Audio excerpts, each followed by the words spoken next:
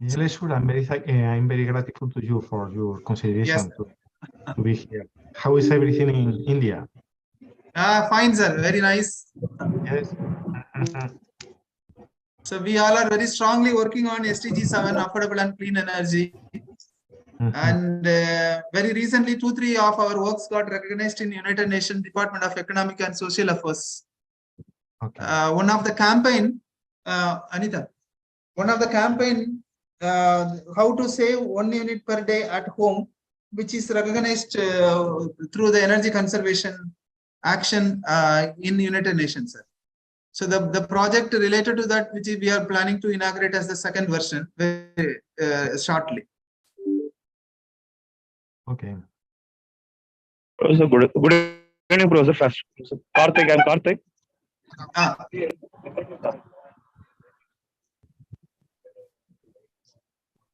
Sir, we can start in next 5 minutes, sir. Now 5:25, sir. Can plan as a 5:30. Yes, Karthik. 5:30 will Rangaraj will. Yes, sir.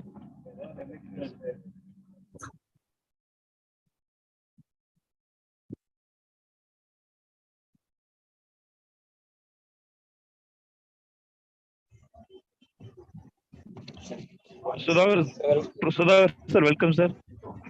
Yes, sir. Thank you, sir. Thank you so much for the welcome. Yes, sir.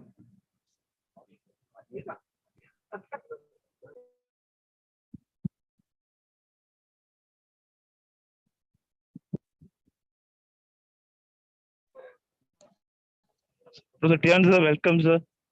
We can start in 4 minutes, sir. 5:30. Now it is 5:26.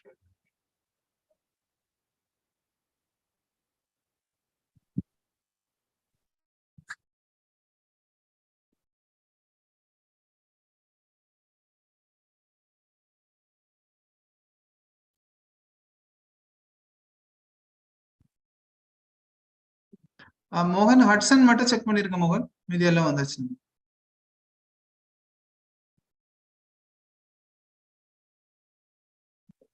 மோகன்? Yes. Okay. ஒரு நிமிஷம்.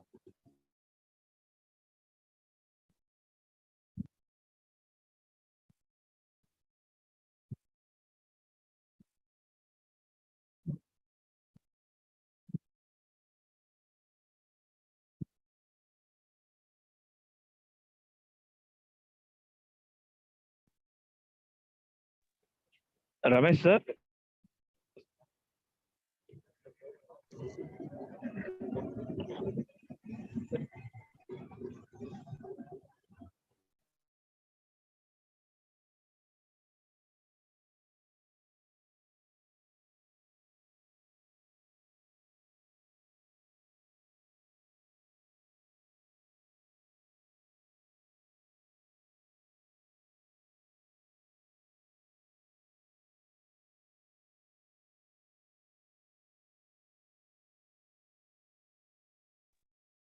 Hari, you can give co-host to first Professor Sudhakar and another Professor Tian.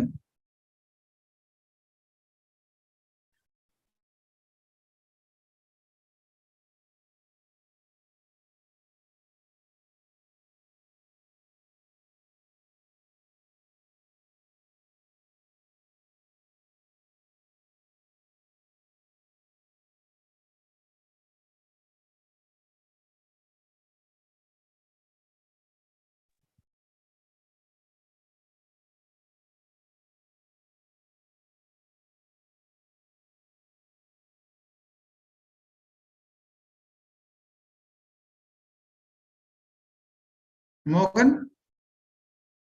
Yes, I'll inform Hudson.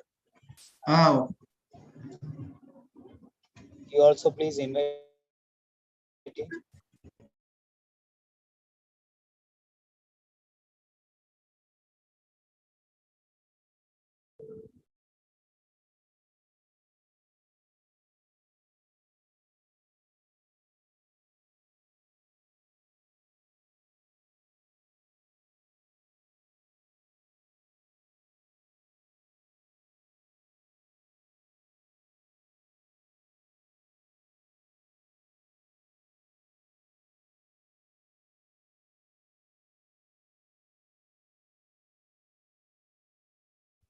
Hudson, welcome, Hudson.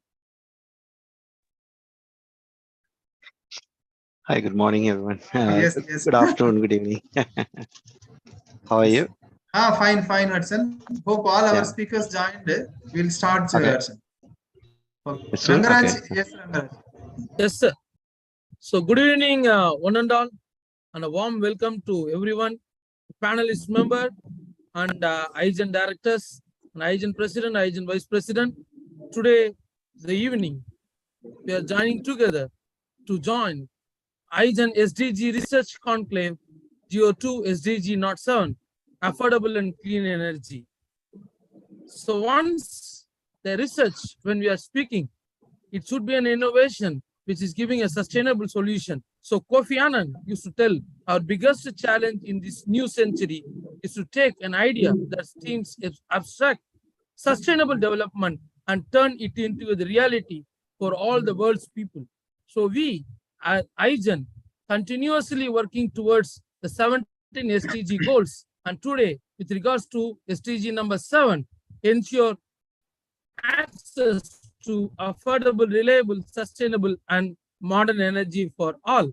And with that, we are starting our welcome address by Dr. K. Kamaraj, Co-Coordinator, Igen SDG RSH Conclave GO2. Sir? Good evening, all.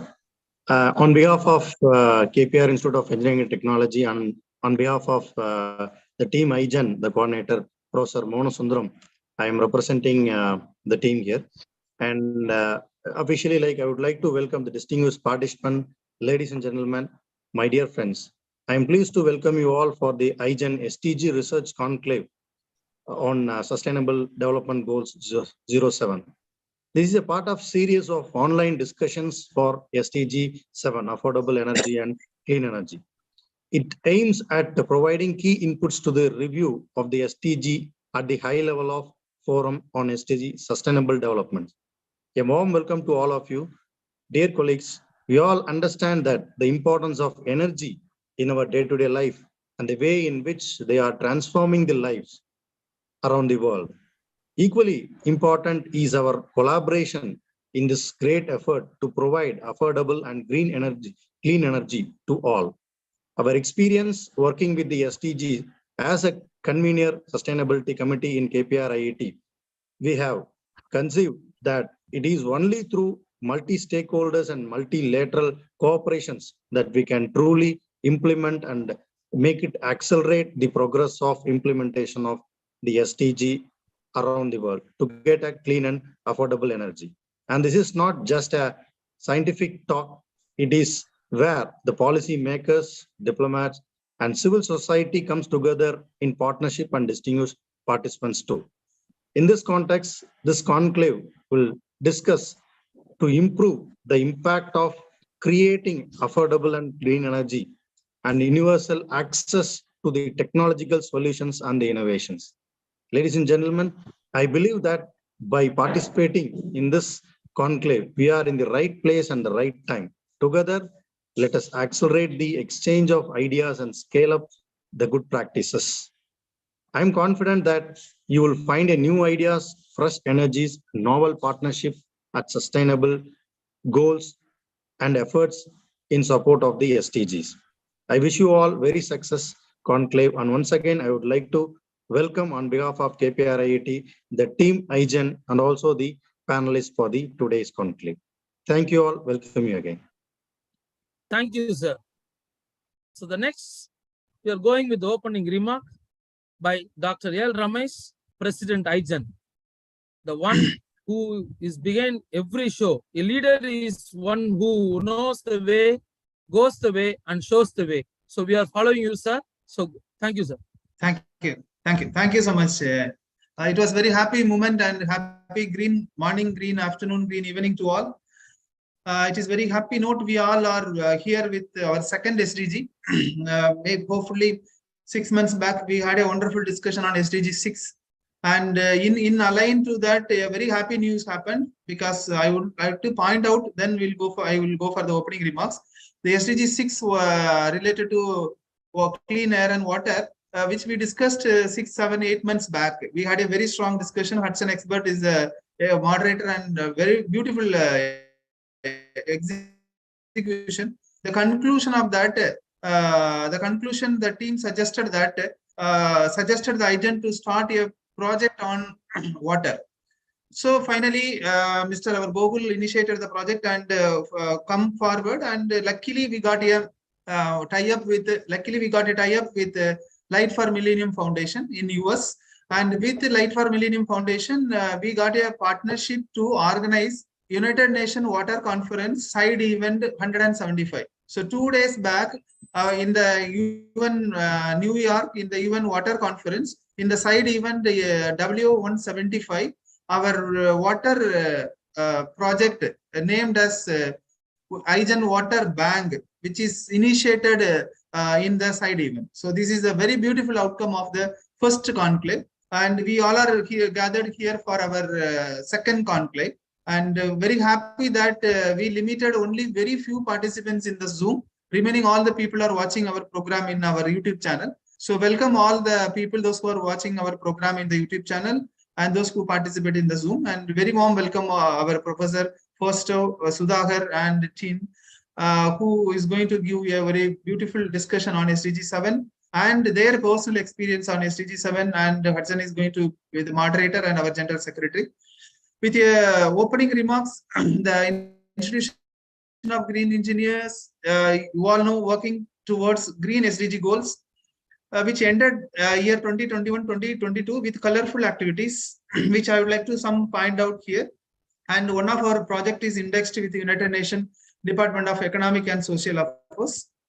So we had, Igen had planned the activities in the below tag title. One, we call it as the Igen events, Igen SDG projects, Igen NSA club activity, Igen Origin Army, Igen International Day celebration, Igen battery, and Igen awards. So this is all the category where Igen categorize the events. So the total of 106 activity organized with witness of 30 special guests, 400 speakers, 500 participants on offline, 50,000 participants online, connecting 25 countries, in which the pioneer one is the Igen SDG projects action. The SDG projects action on SDG 7 and SDG 13 towards climate action, which resulted with a Green 9 mantra principle. With this tested outcome, Igen SDG projects initiated and announced version 1 project in the year 2020 and named that project as Igen Energy 99 Challenge. The successful completion of project with carbon credit got recognized by UN and other reputed organizations through the scholarship and awards. The foremost 3 awards are UN DESA recognition to UN Department of Social and Economic Affairs with the recognized project ID SDG Action 48555, and we received the award Pioneer in SDG Award 2022 by the Journalist and Writer Foundation and its 36 global partners. We presented the Pioneer in SDG Award 2022. This project with cost worth, we received $100. And the third one, Global Changemaker Fellowship. Global Changemaker Fellowship 2022, which received for this project. And this is the Pioneer one, which we are planning to inaugurate our second version of the project within a month. Igen Talk for SDG is our second project. In this project, till now, 300 members joined action and 150 participants completed the project. The version 1 in action.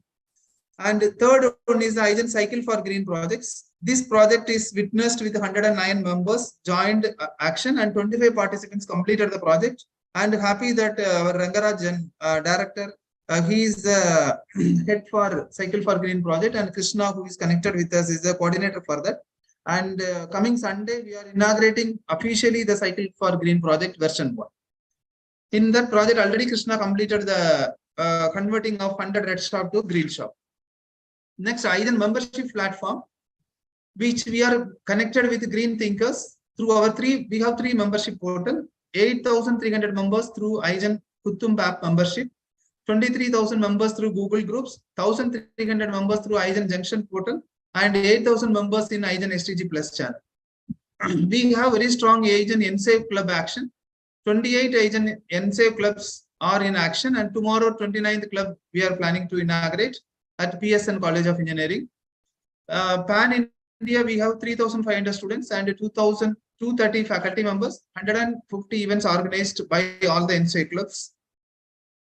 In support of 17 NCI club, we organized Igen NCI Con 2022, in which all other actions through the Kids Innovation Army, we filed 4 patents and 3 Conclave, which is organized by 8 speakers and 700 school students.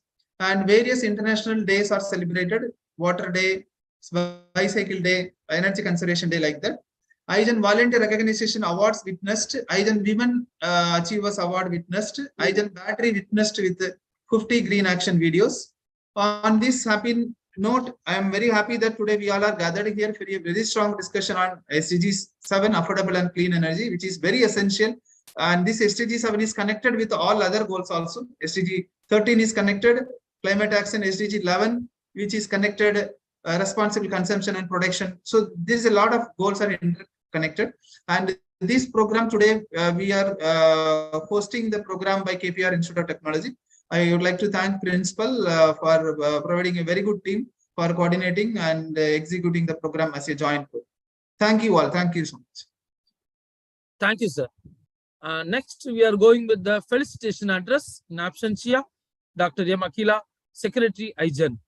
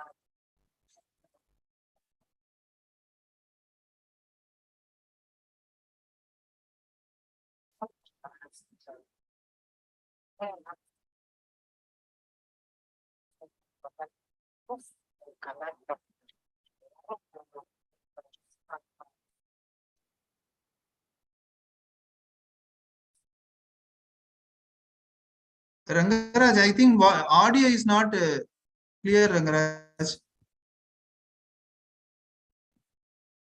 Rangaraj, you can increase the audio. Sir? Increase the audio. Audio, Okay. we are not getting the proper audio. Okay, sir.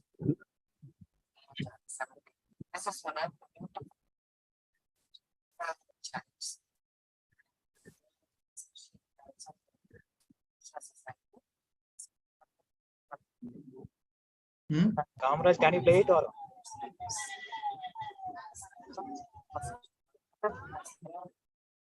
Rangaraj, you can stop so that improve the awareness it is not of affordable and clean energy. And I would say that the innovators who are going to present their product this time will be eye-opener for all the others who like to contribute for affordable and clean energy. I'm sorry that I was not able to be physically present, and I'm giving this note virtually. I hope this conclave will have its own form and be very successful. Congratulations to all the people who are involved in this process. Thank you.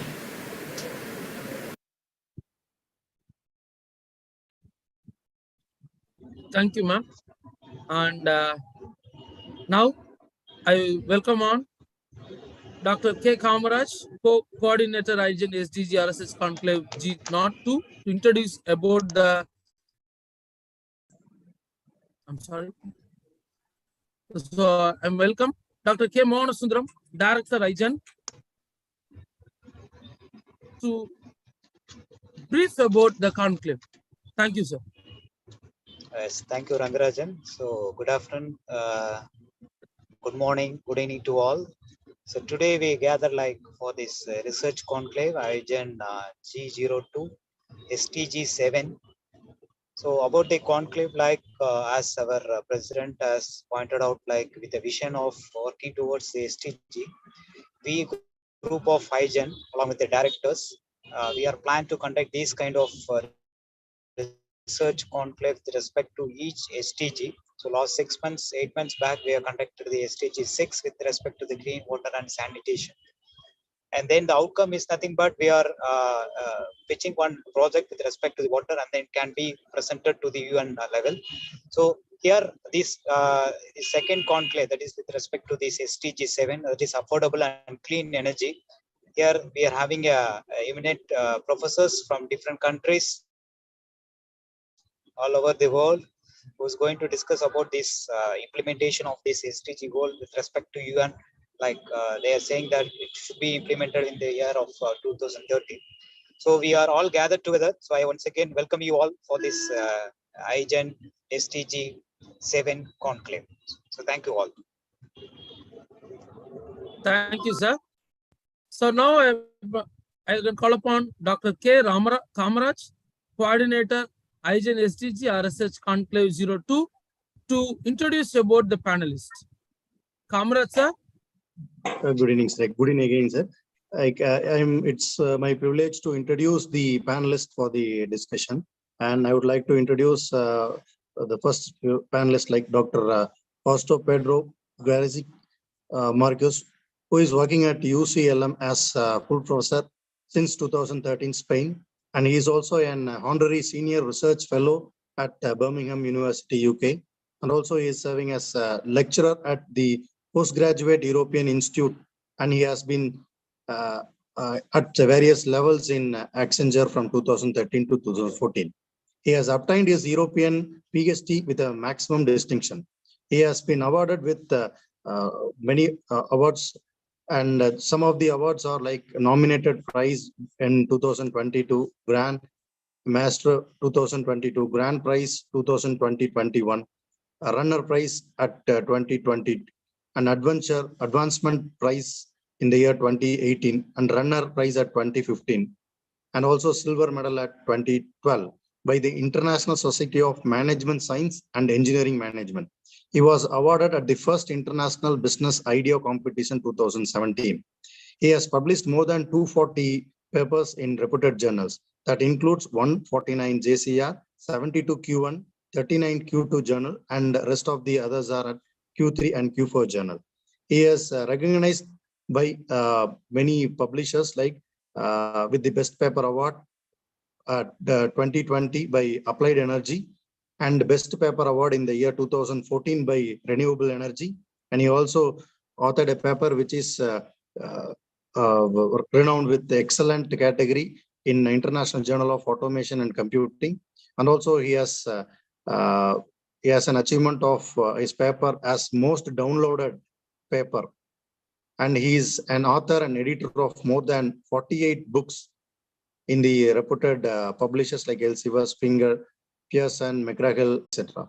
He has authored more than 1,000 international chapters and also has 6 patents to his credit.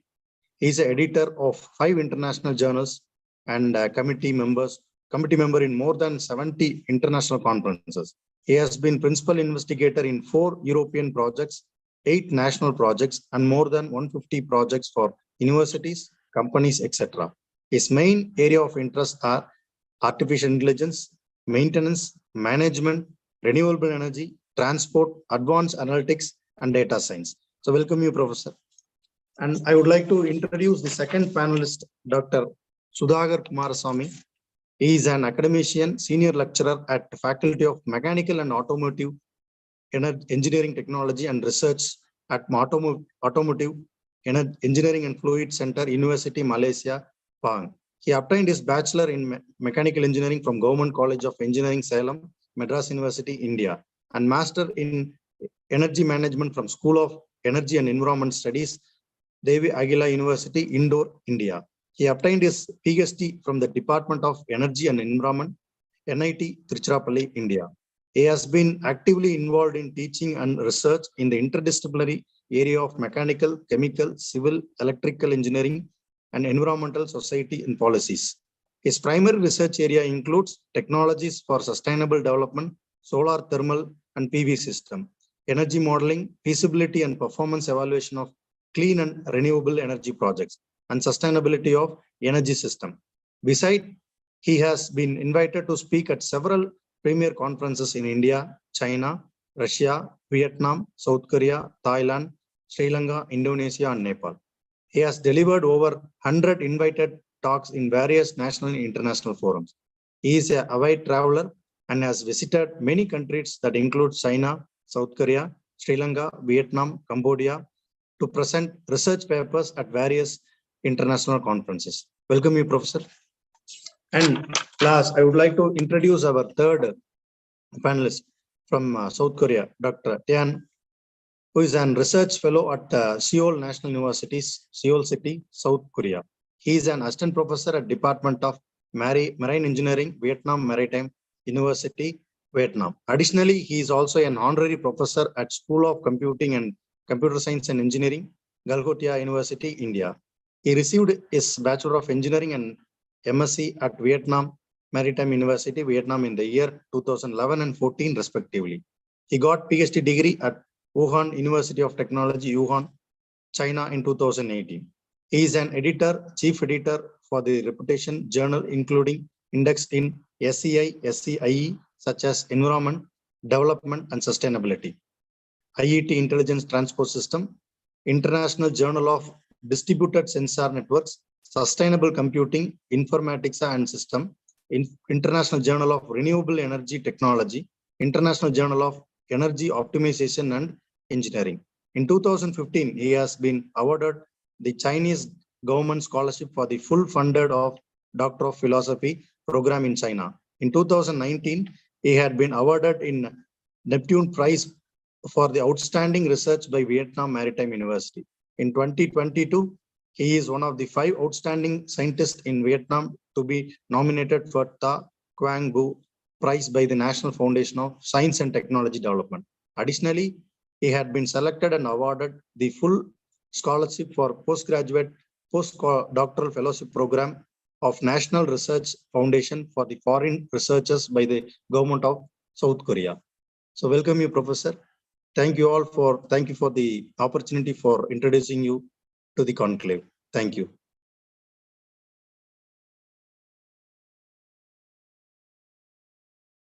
Thank you, sir. And it's very great to have all the 3 panelists in our conclave.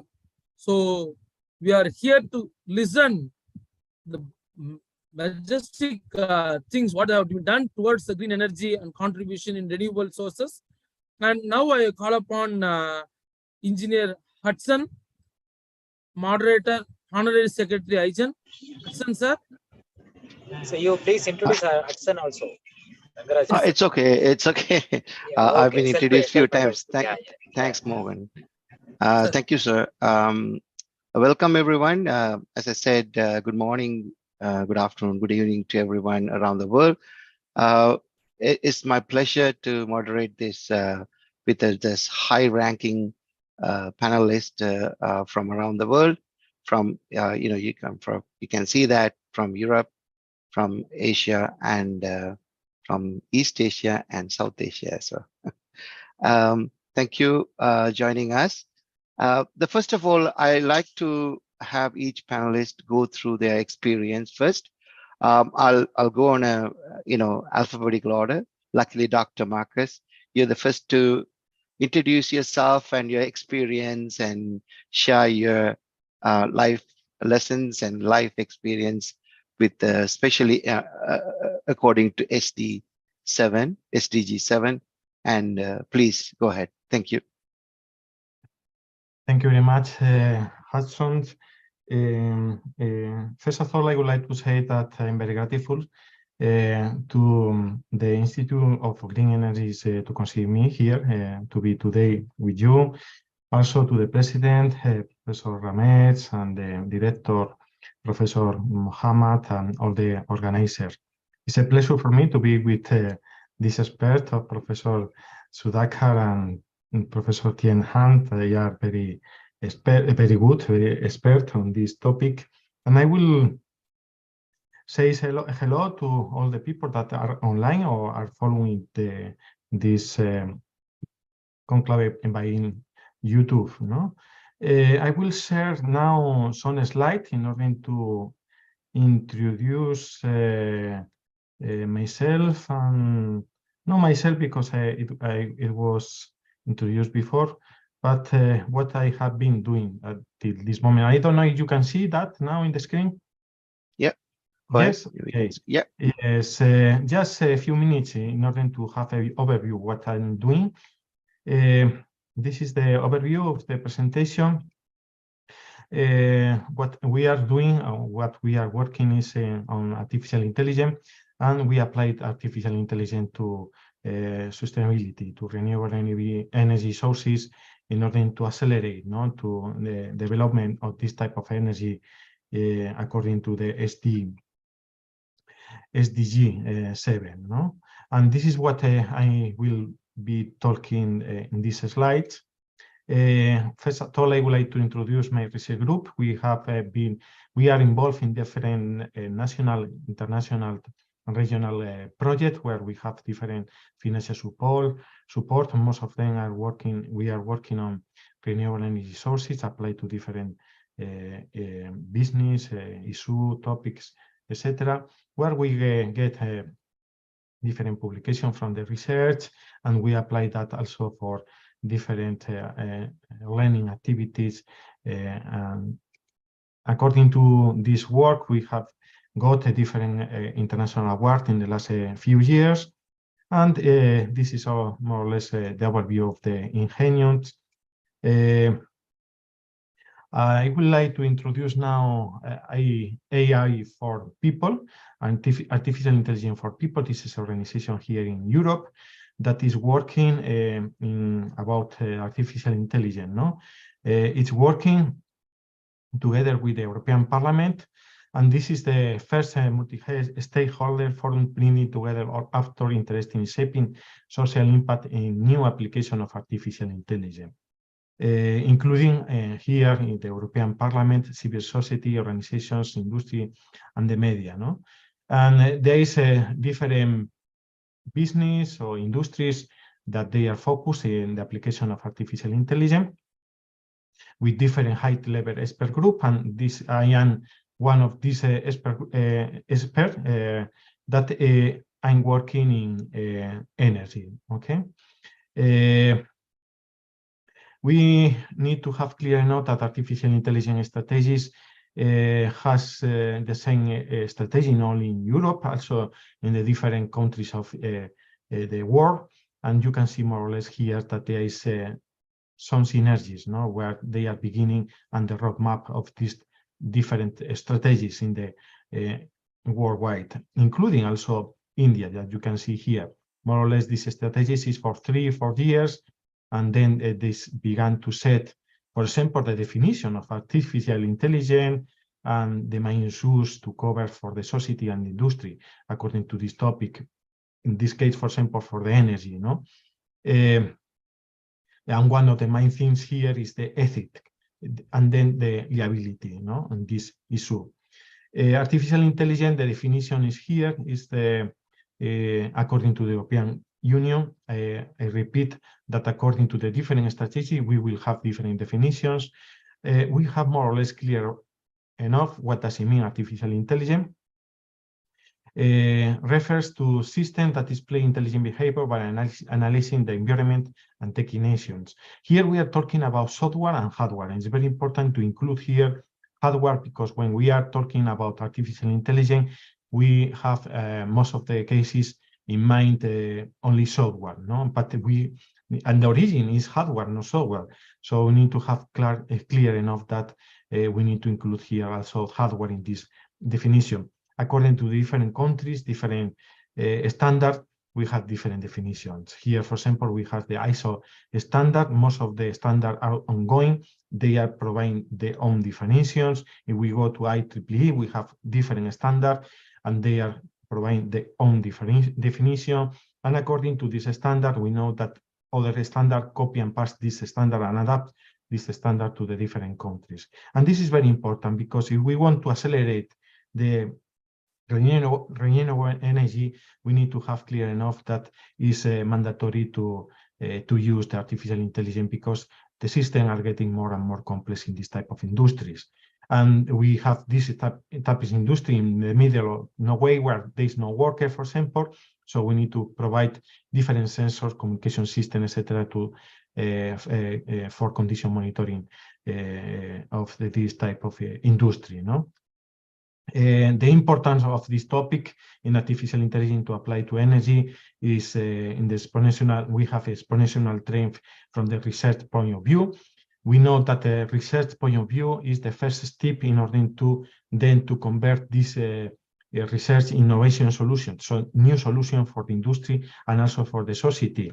Okay, so if we know what is happening with the research, we can extend that to the innovation, so the industry and the society. This is for countries, and here we can see clear enough who is leading in the world. China, this the most important country in this topic, but we can see also here India and US. But if we zoom the different countries from Europe, like for example, France, Italy, Spain, and Germany, and so on, we can fix also Europe together with these countries. It's not possible to compare different countries because the population, for example, in India is more than 1,000 million people living over there. In Spain, we are only 48 million people, no, for example. And in China, we can extend that. What are the main topics to accelerate that? And they are covering. Here we have an overview of that, and mainly is the optimization of the resources that we are employing in energy production, but also the renewable energy or sustainability, no, renewable energy sources that we are employing. Here we need to clarify that the most important renewable energy sources at the moment are wind energy and photovoltaic with solar energy. Why? Because they are the most important sources from the economic point of view for any industry. And we need to think that the industry is who is developing this type of renewable energy sources. So any research or any new renewable energy, if they are competitive from the economic point of view with this type of sources, they will be also employed in the worldwide. They are, when we are talking about artificial intelligence applied to this type of energy industry, here we can see the main algorithms that is familiar for all of us. Focusing on sustainability and renewable energy, that is the most important topic here today. We can see, for example, from the point of view of Europe, that the economy is rising, but the gas emission is reducing. And this is because the politics is going in that direction. They are replacing the conventional energy sources by renewable energy sources in order to that. The target in the future is to reduce more and more the gas emission and to employ more the renewable energy in the next few years. According to the white paper here in Europe, the strategy is clear enough. We have two pillars here. One is green transformation. So this is what I was talking the slide before, and digitalization of this type of industry. No, in the digitalization, we need to have clear enough the importance of artificial intelligence, the communication systems, etc. And it must be done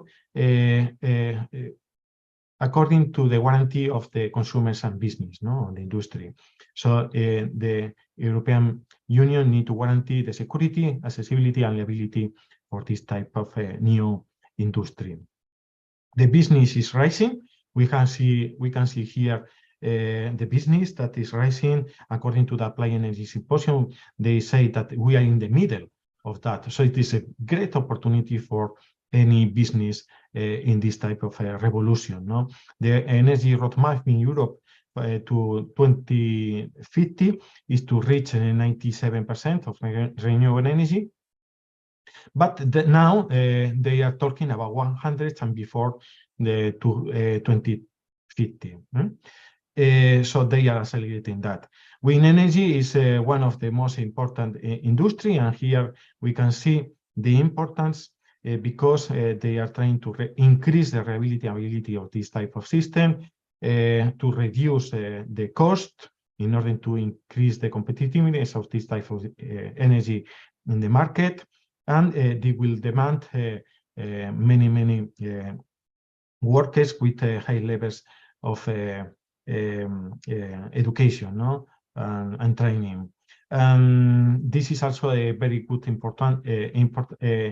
this is very important also for the maintenance point of view, because we know that wind at the moment is free for the industry, but what we need to cover here is the operation and maintenance cost for this business. And here there is a lot of investment also in this industry, especially when we are talking about data, because we are employing more and more the sensors in order to monitor this type of industry. And here we can see how this volume of data is rising from 2018 to 2025.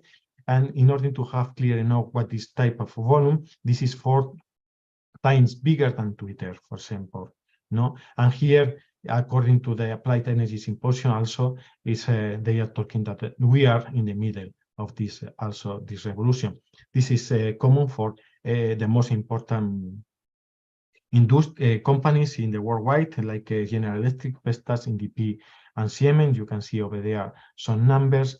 And the main conclusions of these slides is that there is no a clear definitions of artificial intelligence, because according to the different strategy, different standard, we can find different definitions for the same words.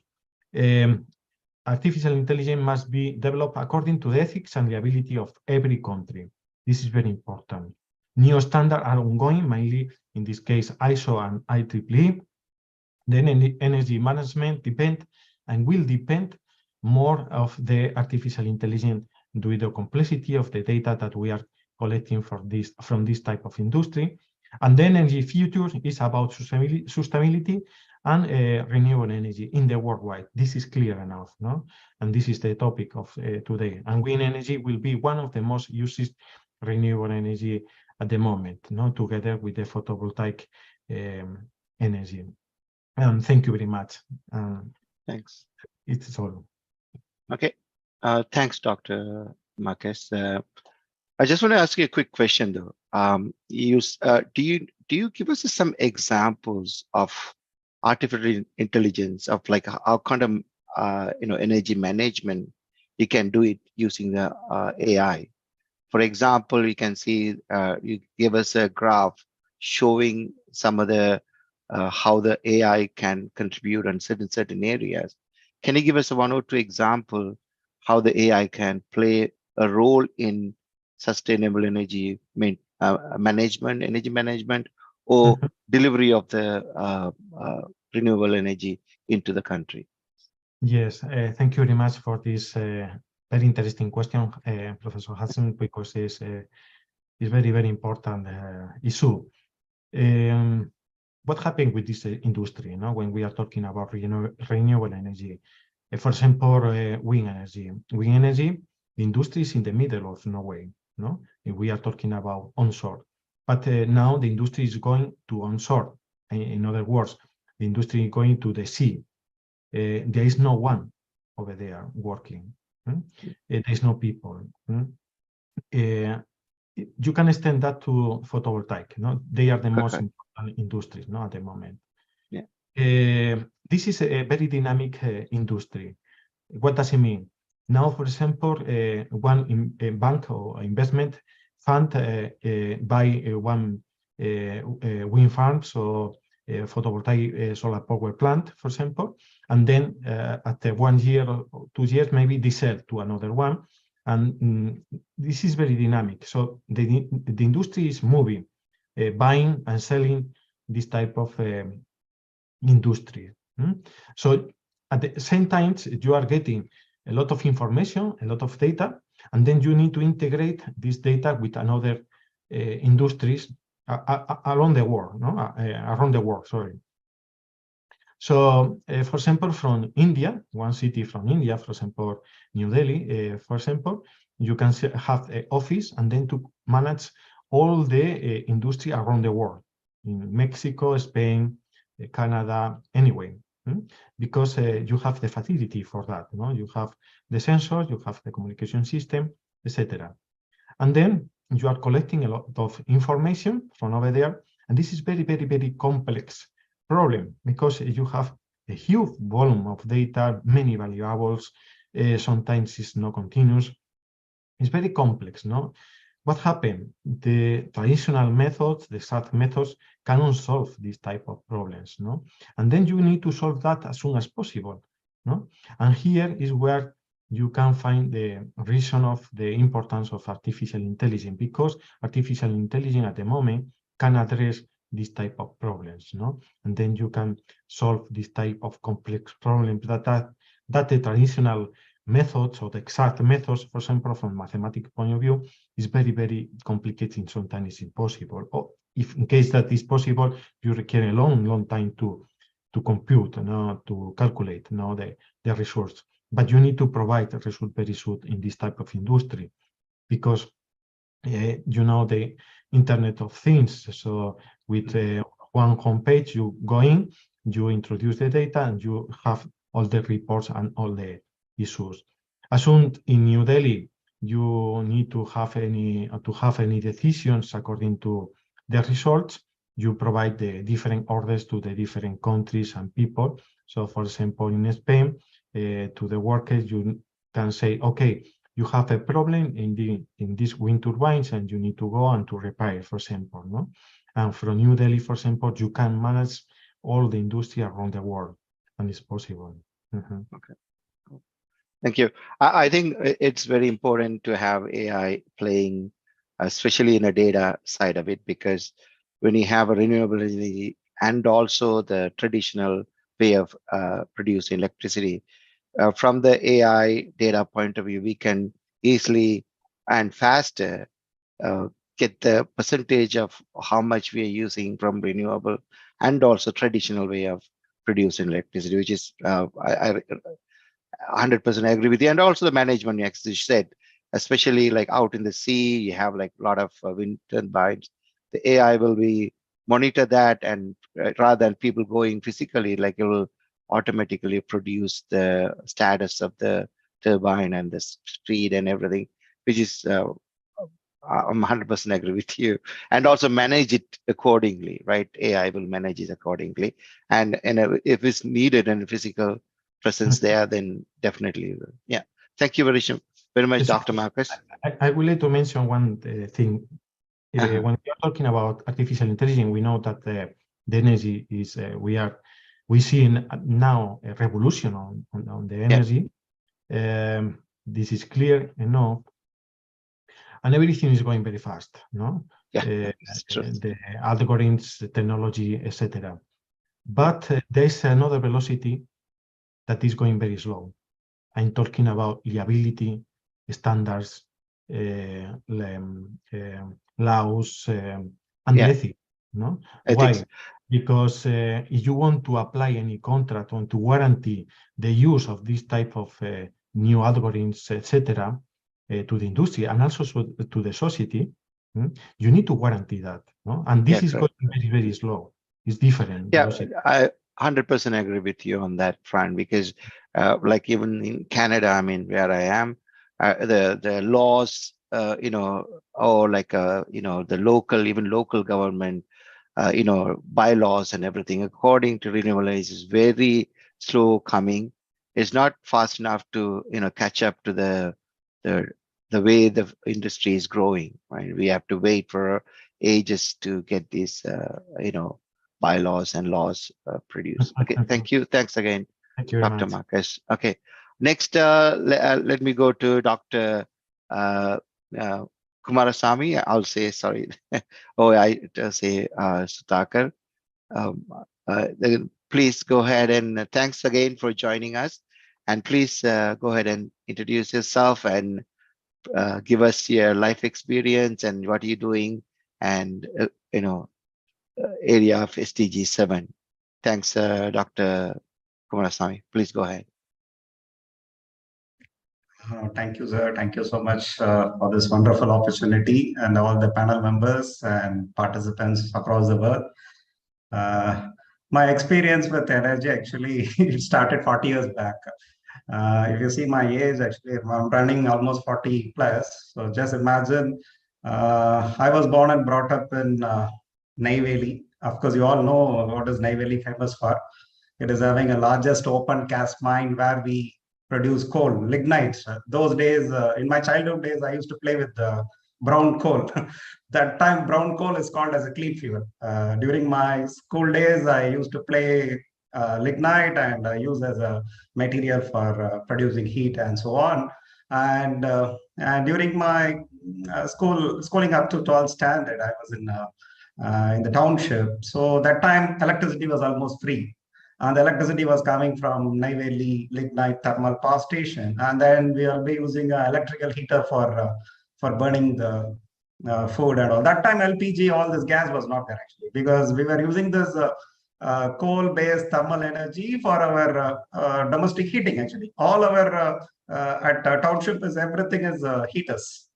So it took me almost 20 years to realize that we were actually unsustainable. So during my course of bachelor's in mechanical engineering in 2021, I finished 2001, 20 years back, I completed my graduation in mechanical. So that time I realized that the way in which we generate energy is not sustainable. Basically, we are using fossil fuel to generate thermal energy. Then we use producing electrical energy. And again, we are using that electrical energy for heating and so on. So then I realized, I think... Sudhakar, we can ask sir to stop sharing so that... Professor, first row, Professor, can you please stop sharing so that...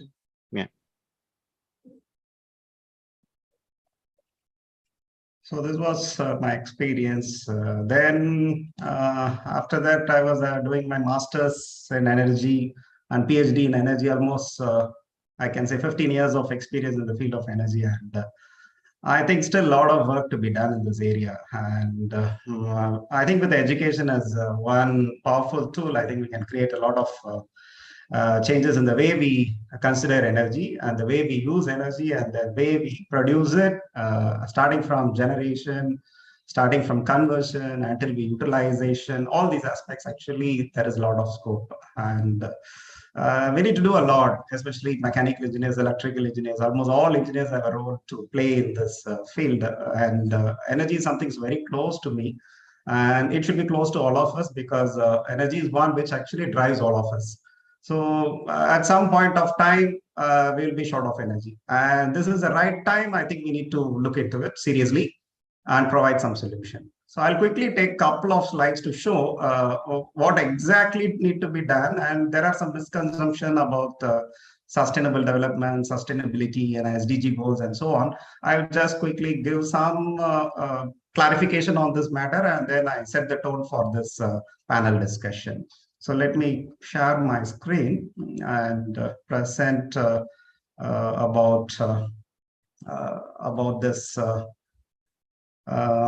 I actually want to talk about problems. So engineers likes to address the challenges, right? So we are all born to address challenges, and the global community ranks these following challenges actually.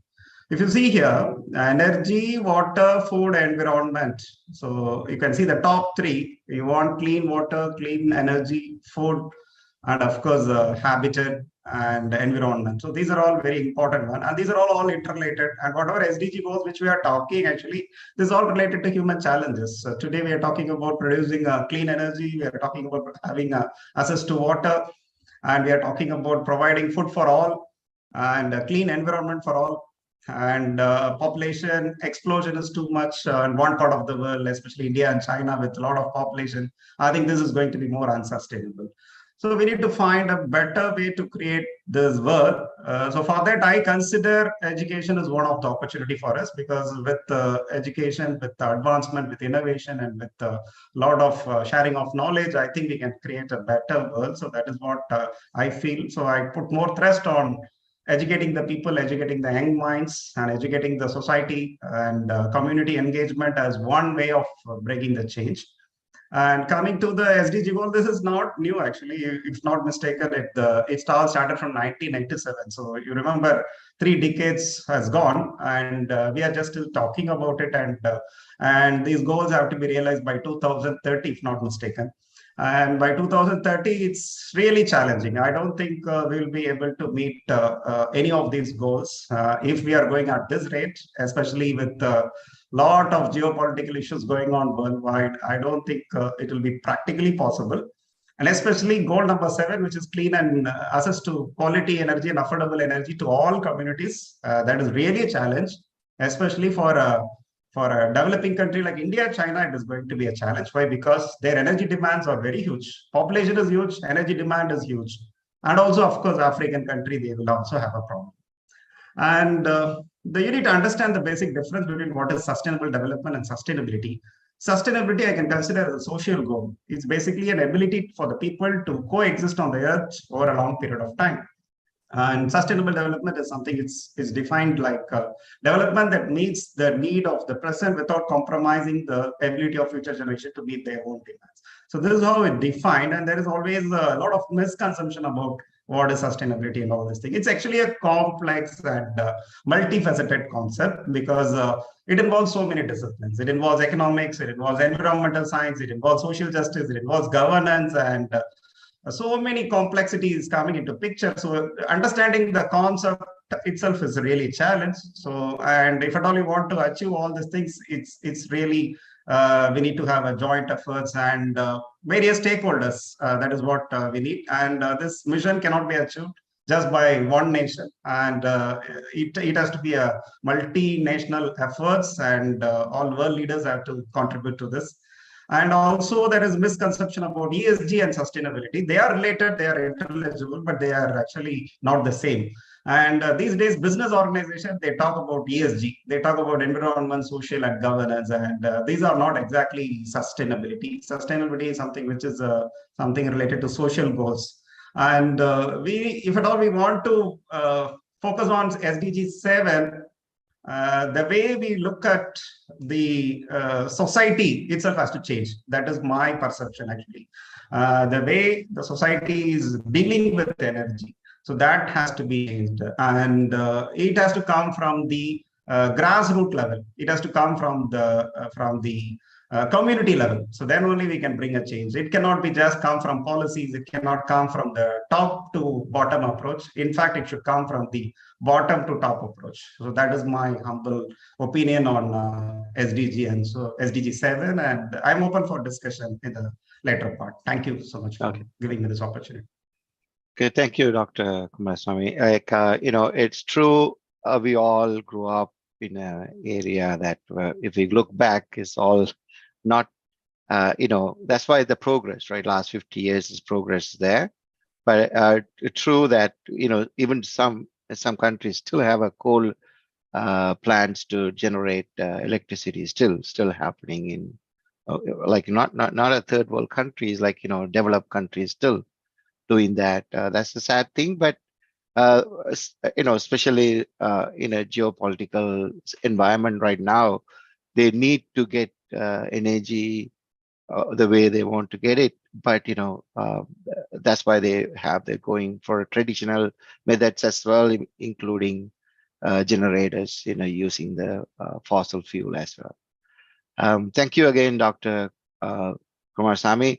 Next, Dr. Tran. Thanks a lot for waiting. I know I'm going on a alphabetical order, being fair enough. Thanks again. I've been to South Korea, beautiful country. I like the people, very honorable, very welcoming, and very nice. I can't say much as like I work with telecom. Anyway, my area is specialist in telecom. SKT, I worked in SKT for 2 weeks time when I was there. People very friendly. I had a great time there. Please go ahead and share your experience. I know you have a wide awards and honors on your part. Please share with your experience and regarding your SDG Goal 7. Thank you. Yep. Thank Professor Watson, and thank all of you, and thank all audience from the international in the world. Now I'm very happy to share my experience to research renewable energies. So just I want to share my presentations now. Okay, go ahead.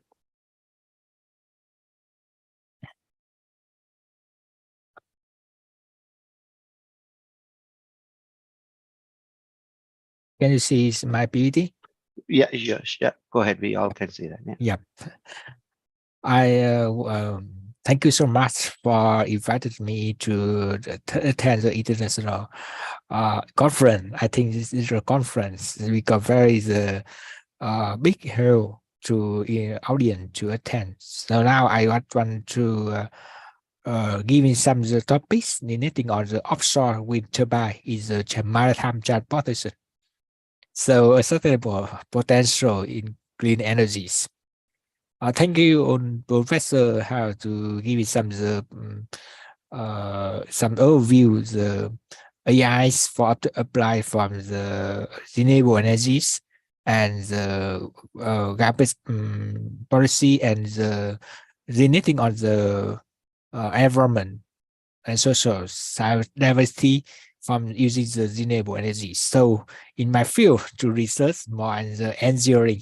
So the engineering from the renewable energy. So I just want to share some experience when to research in it's helpful for many the research design from to my topics because that is the develop the wind energy to research more and more.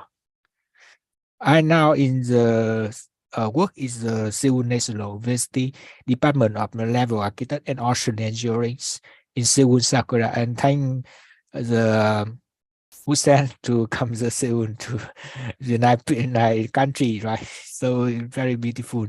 So also if you have time to come back Seoul or Sakura. Oh, definitely. Yeah, Definitely. I give some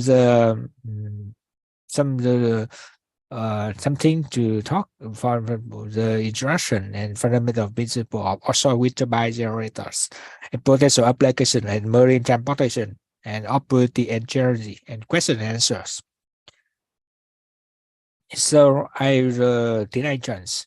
I the researcher at the Department of Naval Architect and Ocean Engineering at Seoul National University (NNU) is the top one in the South Korea. And by the way, I also professor at the Marine Engineering in the Vietnam Maritime University and honorary professor at School of Computer Science and Engineering in Gangotia, India. And on maps, recently I have research guest offer the adjunct faculty at the School of Computer Science and the Engineering Notably Professional University in years. I got the bachelor and master in the Vietnam Maritime University and I'm very lucky to come to China in Wuhan University of Technology to study the PhD just 3 years.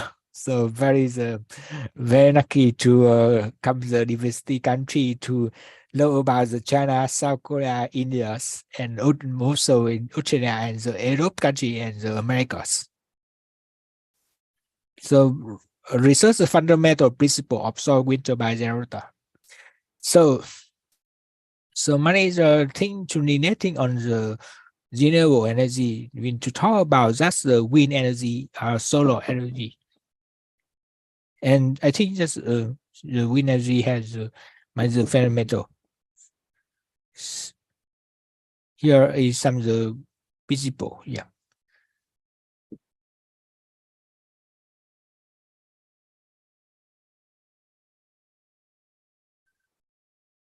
To think about that in the structures and the potential the diagram. Yeah.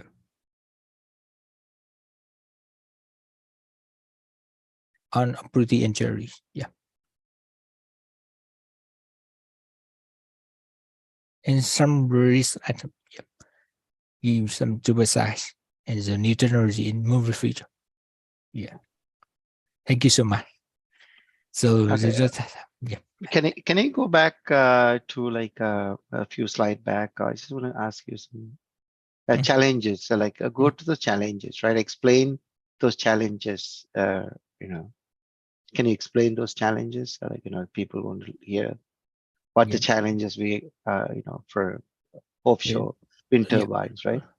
Yeah, the challenges of offshore wind turbine is the investment cost very high. Mhm. The second thing is control the auxiliary current into the direct current from the offshore wind turbine generators. And the drawbacks is incorrect amount of offshore wind turbine to conversion between offshore wind energy into the maritime transportation because of the ships and the money policy, right policy in each country. Yeah. Okay. Good. Mm. Go back to the type of wind turbines. I would just want people to see it. Go back again. A few more slides. Yeah, let's stop there. Like yeah, this one and the next one, and the one before that, please. Yeah. This is a normal traditional land base, and then you just shallow water. Like on the deep water, you explain that on the next slide. Then you have two turbines. One is under the sea, one is above the sea. Correct? Yep. Okay. Can you go to the slide and Then I explain something in the land space and the offshore depend on the water depth of the into the offshores. yeah, okay. So some different to design the structures of the offshore. Mhm. When to install is depend on the depth water to install onshore. Okay. Yeah, just go to the next slide. Just one more. You see on the bottom there, you have another turbine on the tension leg. You said that you have another turbine there, or just the way is holding the wind turbine on the top. Some You see you see the fan on the you see the fan shape on the no yeah, fan shape on the bottom of the sea. Is another turbine or just structural? Just a question here. I see. just Do you in see the construction of the of wind turbine. Yeah. oh, also the wind turbine? Okay, that's why I'm asking. Okay. Okay. Anyone else have a questions to Dr. Tran? Please go ahead, Dr. Ramesh. Anyone?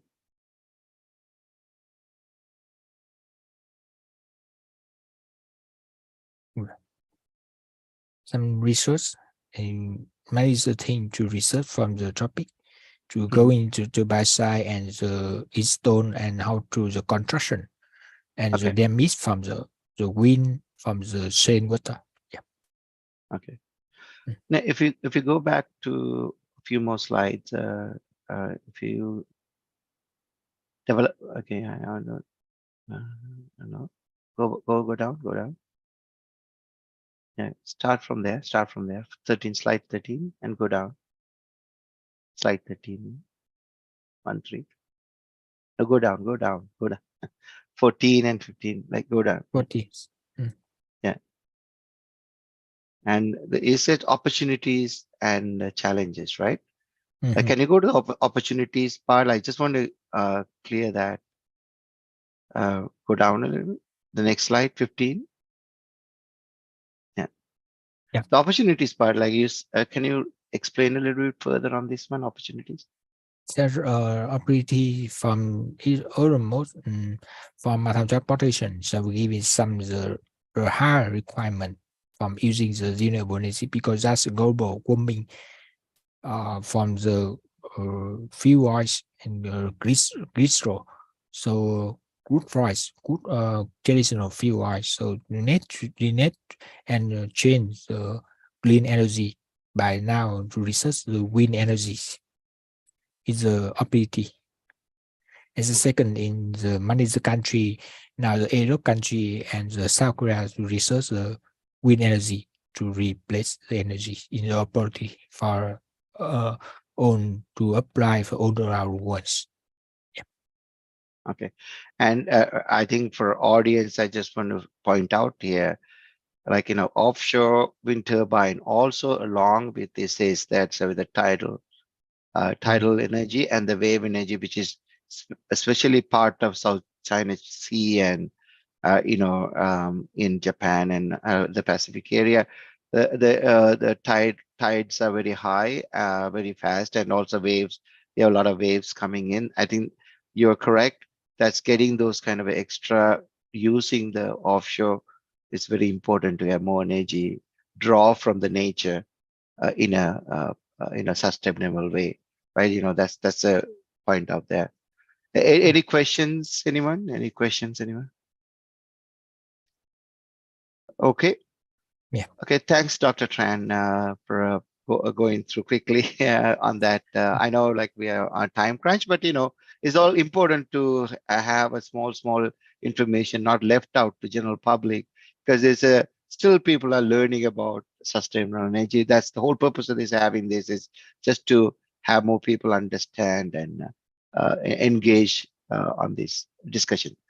Okay, I'm just going to have a few questions regarding the report that we got lately, and you can see that from the capture of the information is that the people without the electricity is going down, but not the rate they want. Like 2010, we had like a 1.2 billion people without electricity, and in 2020 it is only 733 million, and now they're expecting in 2030 it's going to be only 679 million.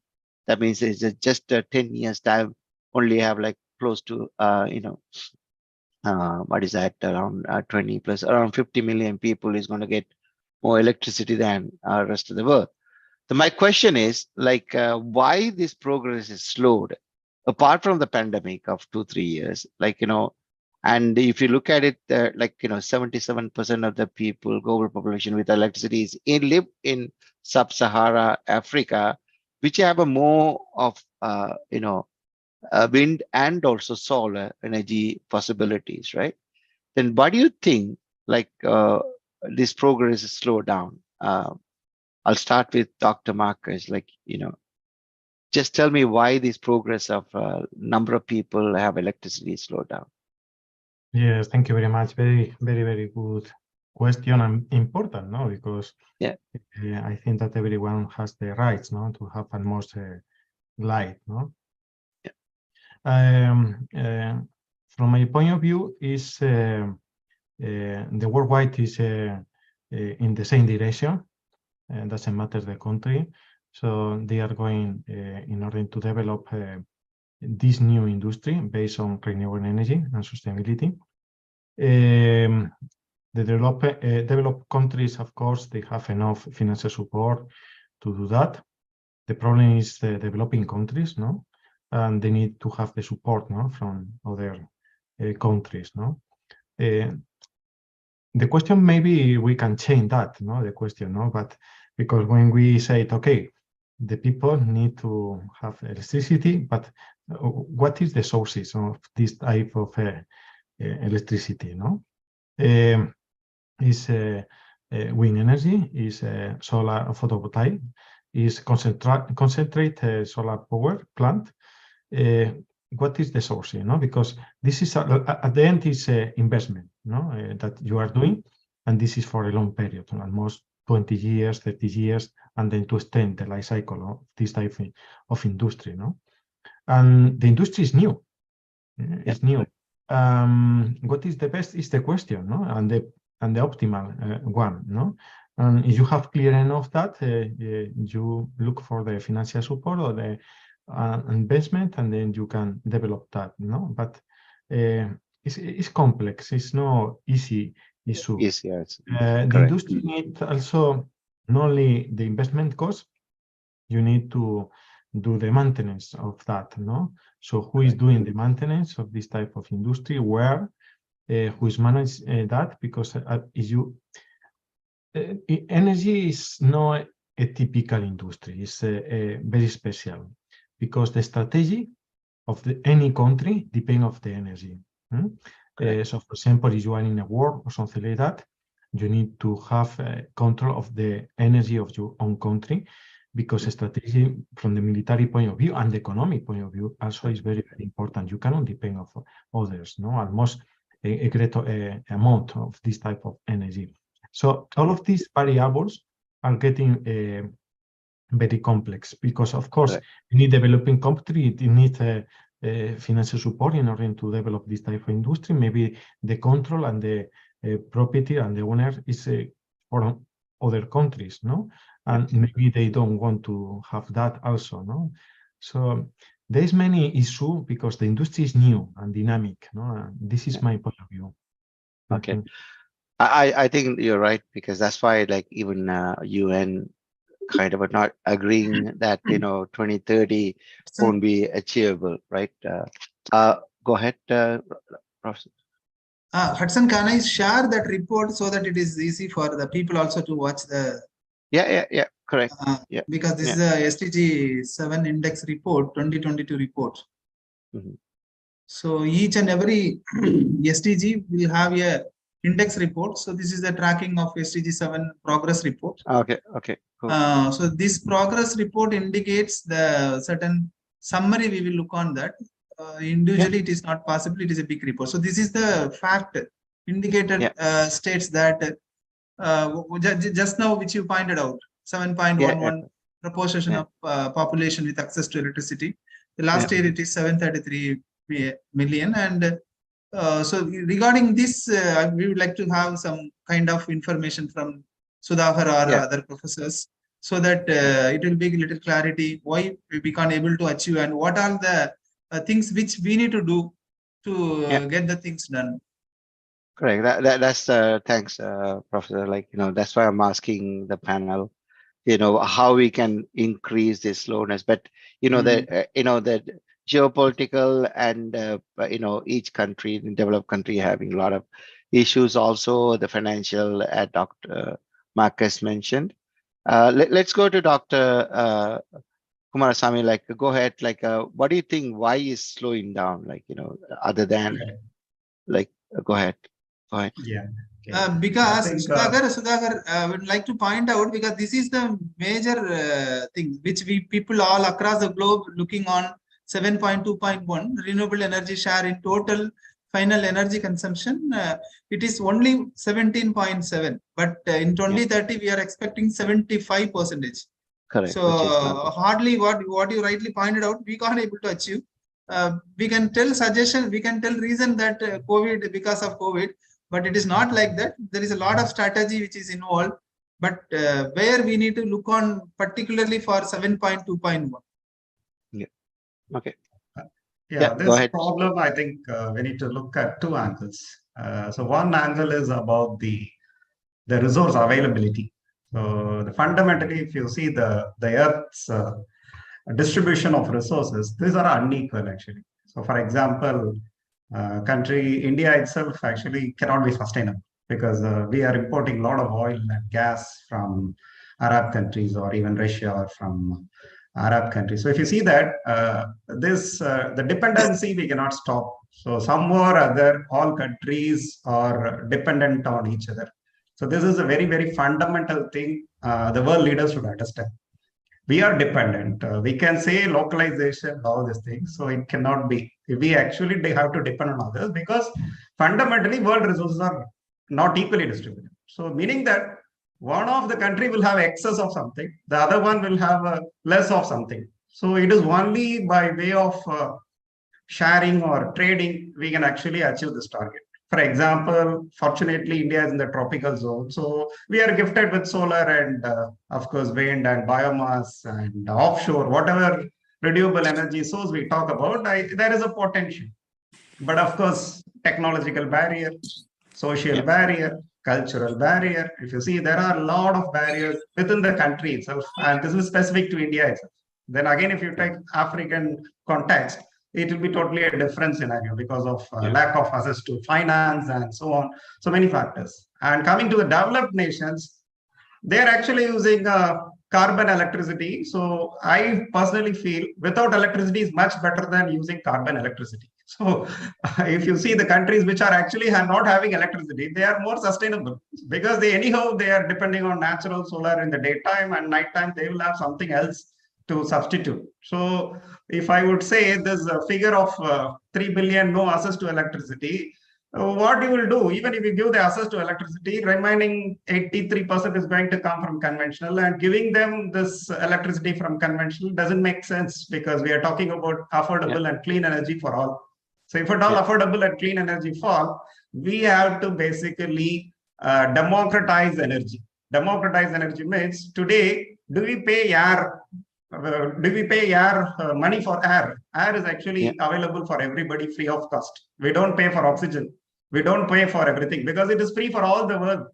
Similarly, the basic commodities like water, energy, and food, all these things actually be free.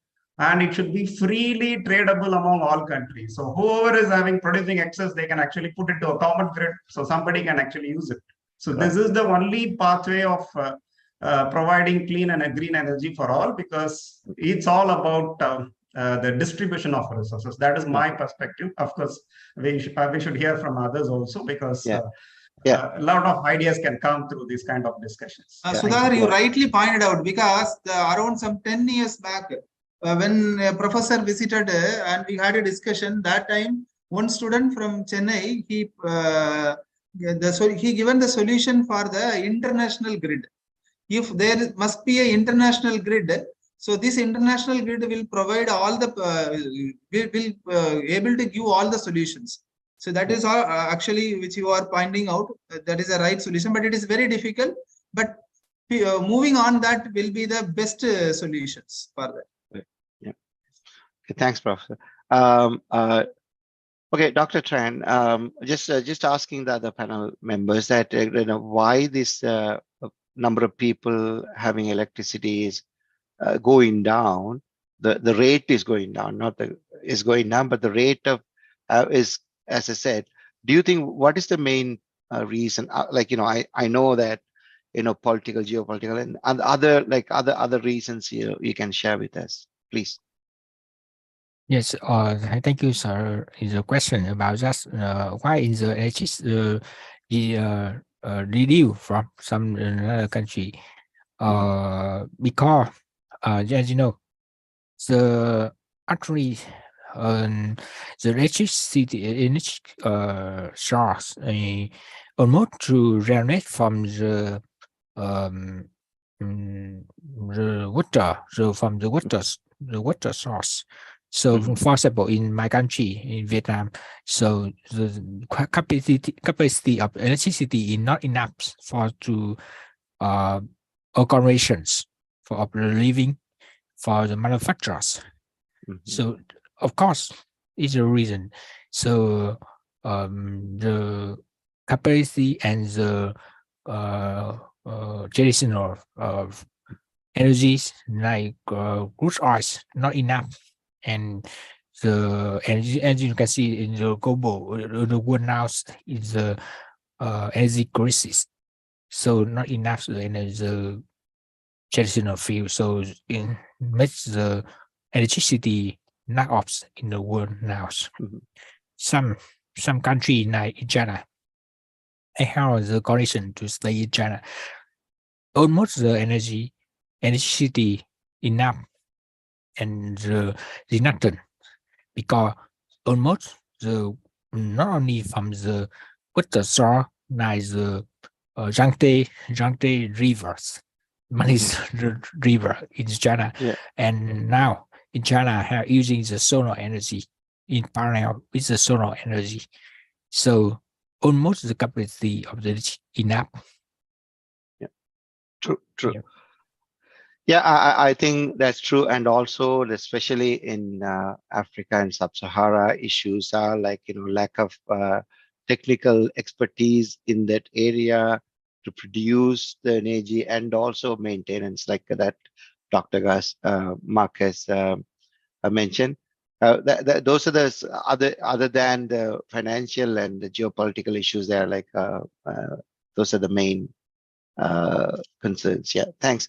The next question is a simple. I just want to ask, start with Dr. Kumarasamy.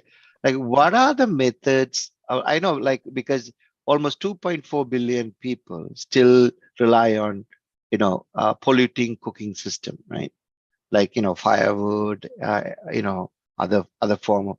I'm just going to ask, like, can you give us examples of what are the clean cooking fuels? What are the, like, just to give the audience, I just want to be audience educated to, like, regular people. I just want to give them some examples. Can you give us an example of what are the clean cooking fuels and methods, right? I know, like, this is so many things can say. Please go ahead, Dr. Kumarasamy. Yeah, it's an interesting question because at the domestic level, I think cooking is very much important, and especially when it comes to the domestic cooking, frankly speaking, we don't have any well-proven solution. Though there are solar thermal-based cooking system at the community level, so that is really working, and we can do the steam generation and cook the rice. But of course, this doesn't help in northern part of India where they cook chapati and so on. So concentrated solar thermal technology, CST we call, that is actually good for cooking solutions. Of course, if we produce electricity through renewables and then use it for heating, that can be a good one. But of course, electrical to thermal is not at all advisable because electrical energy is a high grade energy and the heating is a low grade energy. And of course, it's not a right way to use high grade electrical energy for a low grade purpose. So basically, if we have a renewable electricity coming from solar or wind or biomass or anything, we can still use it to produce for cooking with the help of this electricity. But frankly speaking, we don't have a viable solution other than this LPG and so on. And we need to really work on cooking solutions. Domestic cooking in rural areas, solar cooking, a lot of box type solar cookers, concentrator cookers are all demonstrated, but still people, either due to technological issues, efficiency issues, and time-taking issues, people are not looking at it. Maybe today people are talking about hydrogen for cooking. So maybe there is a solution coming very soon. It's a hydrogen. Of all these things. No? Thank you. Okay, thank you. Dr. Tran, I'm just going, just, do you have any opinion about, like, clean cooking fuels or methods, if you can share with? Thank you for the cooking. Actually, some experience to say almost using, for example, in South Korea, almost using the energy for cooking.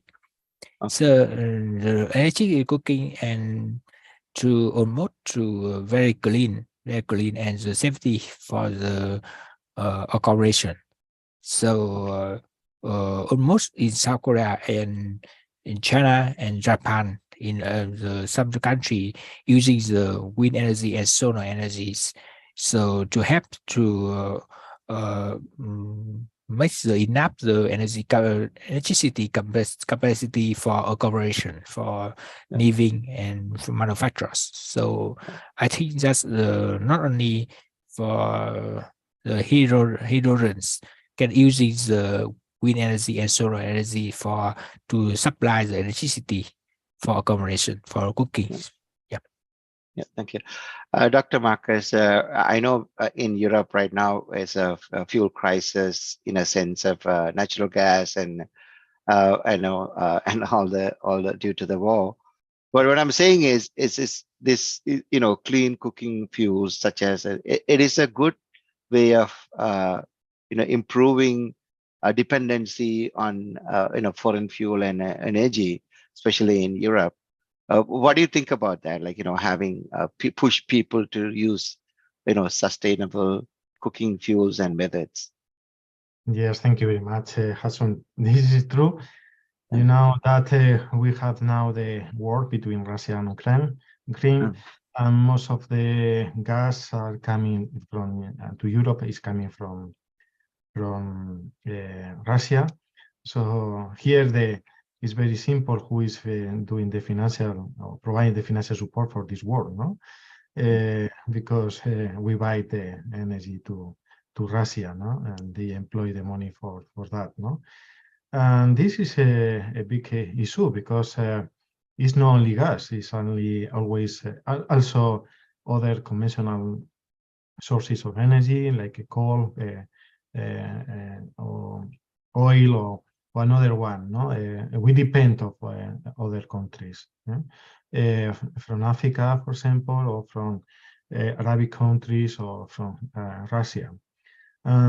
This is one of the things that Europe, I was mentioned before, no, had an objective to depend on renewable energy in 2050 or renewable energy, and now they want to accelerate that and to get 100% before to 2050, no, and not only for cooking, it's also for security of the different countries of Europe, because they say they have seen that we depend too much of other countries, no? And in case of any conflict or anything like that, if you increase this type of energy sources, every thing increase, no, the price, and you can see that effect now in the worldwide in general, no, and especially when to the people that they don't have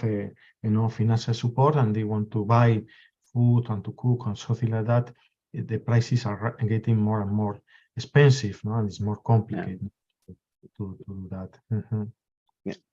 Yeah, thanks, Dr. Marcus. I know it's why I bring this simple information, because this simple thing is actually, if you look at the order, he said food is number 3 ranking issue. Like having that clean energy, supporting the food also. That's why I'm trying to combine these all things together. And especially cooking is vital part of our life. And then using that.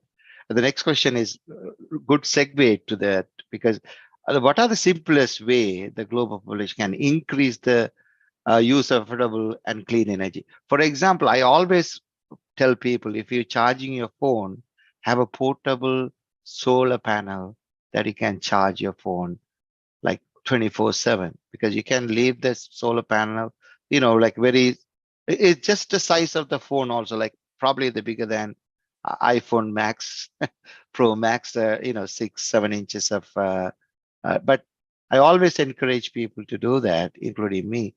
I think those kind of a thing, simple way, because in order to save the planet, not only using certain things, you can use the affordable and clean energy. Like what the ways they can improve? Like I'll start with Dr. Tran now. I'm going in an order. Please, Dr. Tran, tell me the simplest way the global population can use the affordable and clean energy. Yep.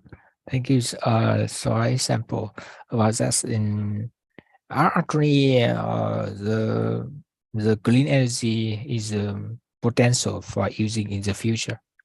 Yeah. So before to use that money is the challenges. I think the challenge that's my topic I have present for you on overview just the challenge in the conversion and the store, how to store the green energy, when to change the wind energy or solar energy into the electricity. Why how to store the electricity. I am the boss of the International Journal of the Renewable Energy and Technology. I received manager paper to research about the renewable energies, national energy, and the membrane bottom national energy.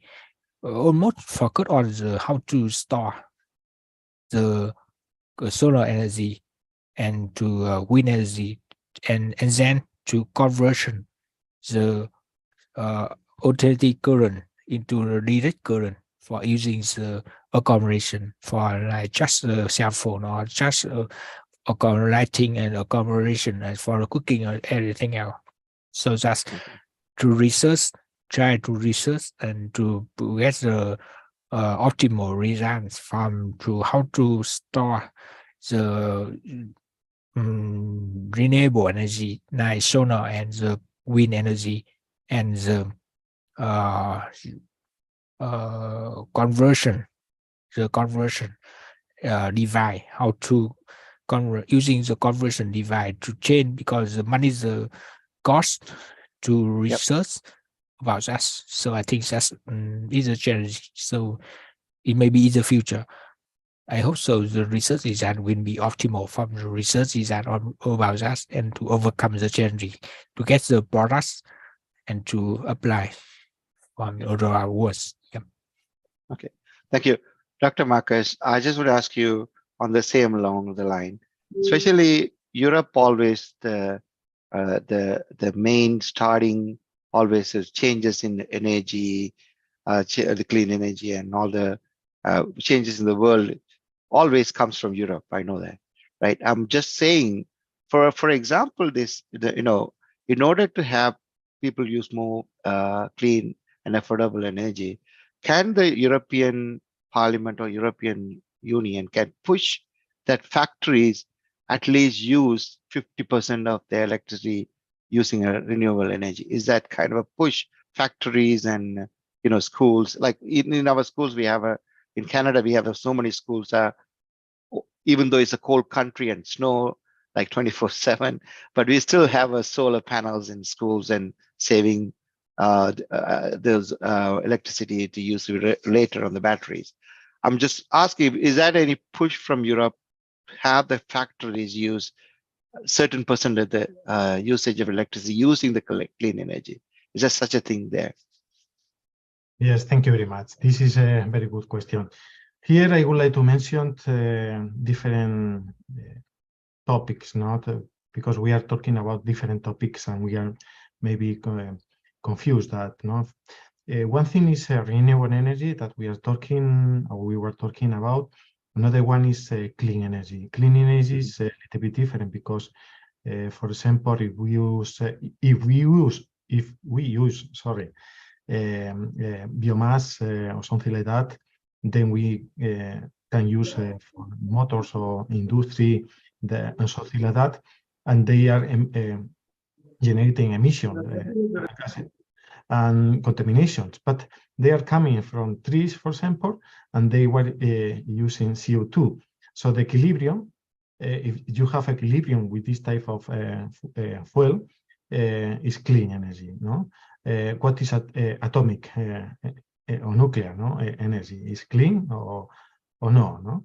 It's clean, because they are not generating any gas emission.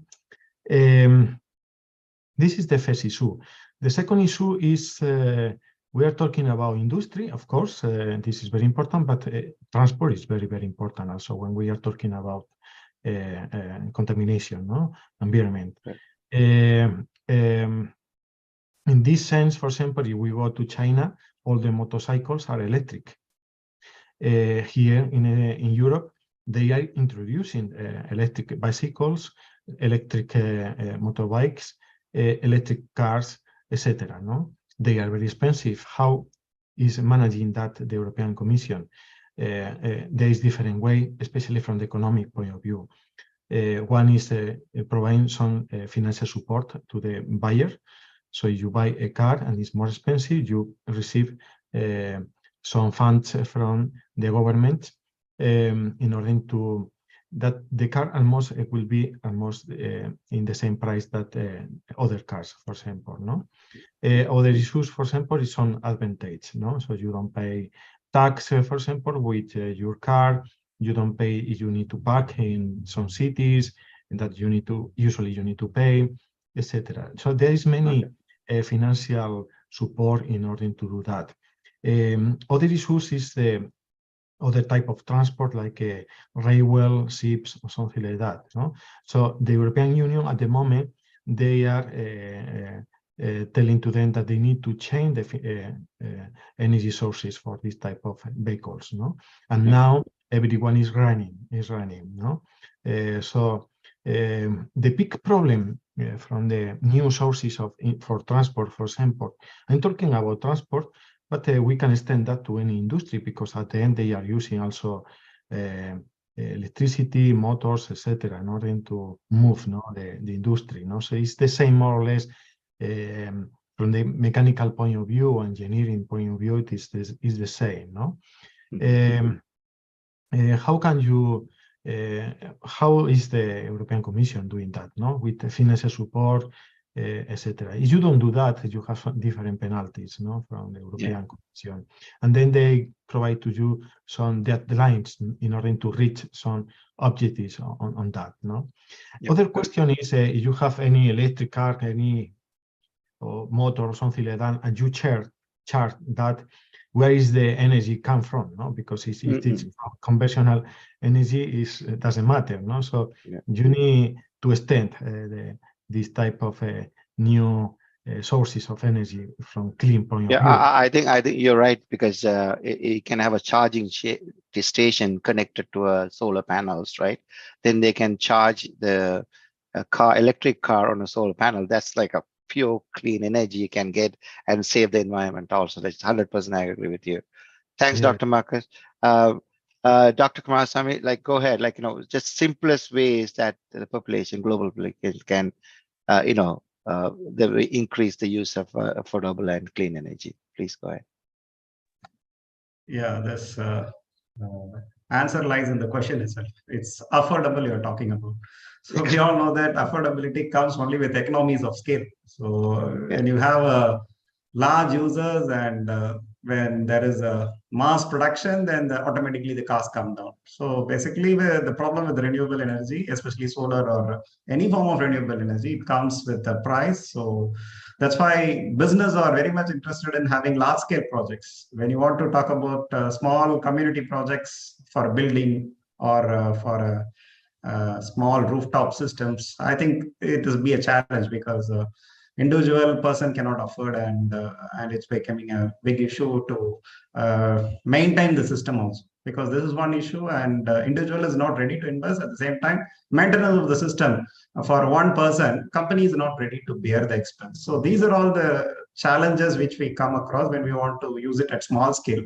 But of course, at the college level, at university level, we did a couple of exercise.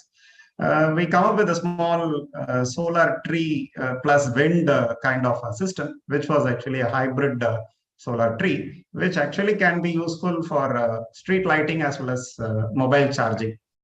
So that project, I think, doesn't have much investment. So a couple of undergraduate students and 2 batch of students is good enough to develop a project, and they can demonstrate to their own university and show it. So we have some experience on such projects, but of course these students, once they graduate and then they finish, we need to maintain it. So of course we need support of universities and next batch of students to take care of it. So it can come, actually it comes through learning, it comes through practice, and it comes through community-based projects. So I would say that energy has to be decentralized, and it has to be more of a community service rather than a business entity.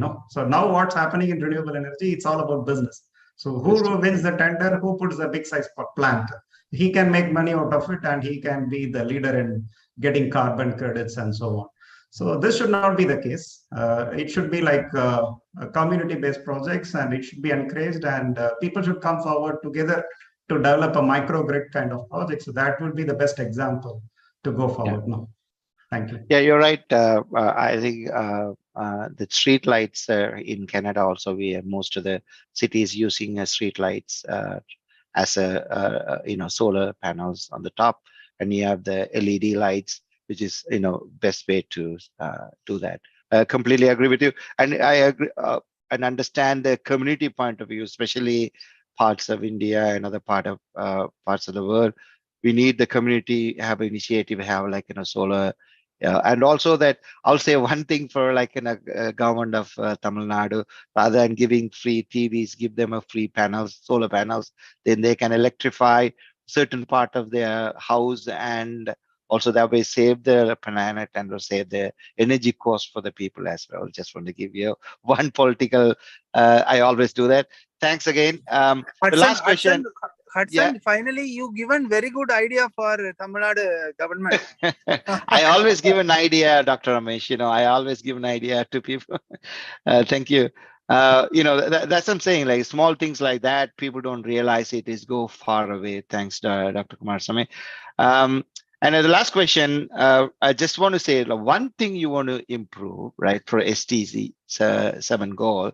What do you do? Like each of them. I'll start with, this again, Dr. Marcus. Go ahead.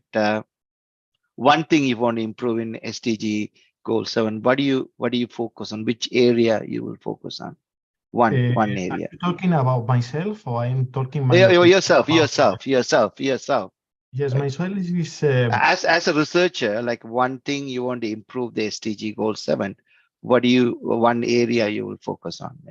maintenance and operation. Yes. Okay, good. Can I justify that in 1 minute? Yeah. Just go ahead. That's why I gave you a floor to you. Thanks. Yeah. I mentioned before that this industry is new. Energy is a strategy for any country because they need to guarantee the supply. They need to guarantee the supply this type of energy, to the society and industry, because they need to work. Yeah? So the reliability and availability of this type of industries is very, very important. And according to that, maintenance is very important for this type of new industry, especially now that we have new technologies, sensors, etc., in order to guarantee the reliability of this type of industry. Thank you. Okay. Thanks, Dr. Marcus. Muchas gracias, I will say in Spanish. Then, Dr. Kumarasamy, the one thing if you want to focus on to improve the SDG goal 7, what do you focus on? One thing, one area. For SDG 7, I would say education is one tool, because we as academician and researcher, what we can do is we can bring a lot of change with the youngsters whom we are teaching. And most of us are teaching to electrical, mechanical, and other students. If you can generate some good innovative projects for the undergraduates and make them to learn the importance of energy and how to use their energy at small scale, let it be at the university level or something like that. And we encourage this kind of innovative undergraduate projects. And if this is successful, and naturally the people will like to know, we need to use it and we need to implement it. Such kind of feeling we need to inculcate among all our college degree students. In fact, it should come from even school, I would say. And energy should be taught as one of the important subject. All the world challenges, which I would say food, water, energy, that should be taught, and we should know the challenges which we are facing and how to provide solution to all these challenges. That should be our one of our focus, and our education curriculum should be reinvented in such a way that we try to address the problem rather than adding more problems, actually. So this is my suggestion. Okay, thanks, Dr. Kumarasamy. Actually, your point is 100% true, because as an Igen, our institution do that through, like, we have NSAVE club in universities and schools, secondary schools also. We do the purpose of whole this conclave itself is education itself, to tell the population what is out there, what's the possibilities, what you can do, and the Igen is doing that. And thanks again for bringing that up. And definitely, Dr. Tran, just go ahead. Like one thing that you want to improve on the SDG 7 goal, what do you do? I know you're going to say wind turbine, but I'll wait for your answer. I just say one thing for what I do for the sustainable energies, the engineering and policies. Okay, engineering. Combine the energy and policy. What's one thing? Yeah, one thing. Okay. Yeah. Thank you. See, that's it. Like, if everyone have their own goals, that we can all achieve this, in a 2030, but it's 7 years away. But it's still, it is really hard to do that, because as Dr. Marcus said, it's a new, and we have certain different parts. You need a management and control, and you need education, and you need, development and engineering and development. Improve the, the way we storage, way we do that, and even solar panels have to design in a micro level in order to have more energy. We can grab it from the nature, right? Wind, solar, another form of energy. Thank you, everyone. I'm really honored to have between three of you. I'm just a regular guy, just between three doctors, I'm really honored to be leading this panel. Thanks again for your. I'm happy to see you one day. If you come to Canada, you can always reach out to me. If I come to Europe or Malaysia or South Korea again, I definitely reach out to you. Thanks a lot again. I'll give the floor to anyone who have questions. Go ahead. I think I'm on time. Yes, sir. Thanks again. So Yeah. there is a Thanks. question from the participants, Lakshmi. The question is, I think, to Professor Tia. Do offshore wind turbine affect marine lives? Me?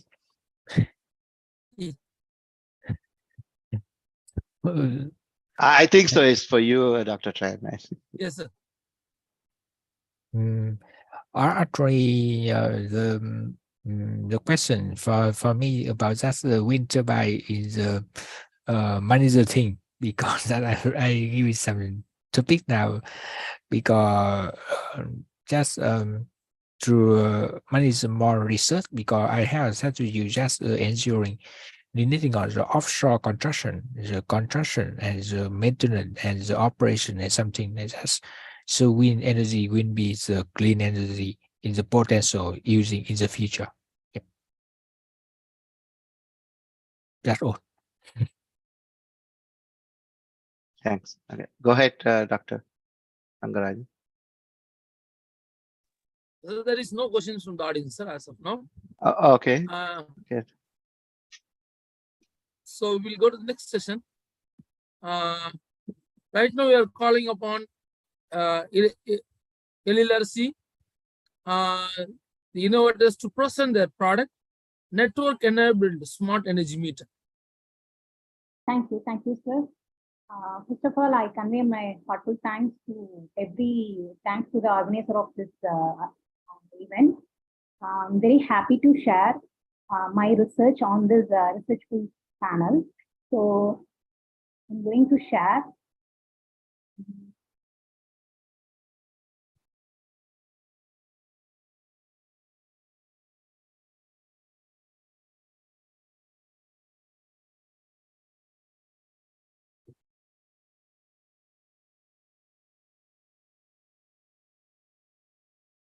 Hold on, I'm having issues with my PPT. Yeah. I think we can able to share as you are having a co-host. Yeah, right.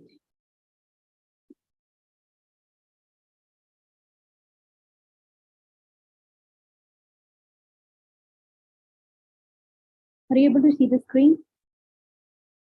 Yes, sir. We can go ahead. This is the, I think, yeah.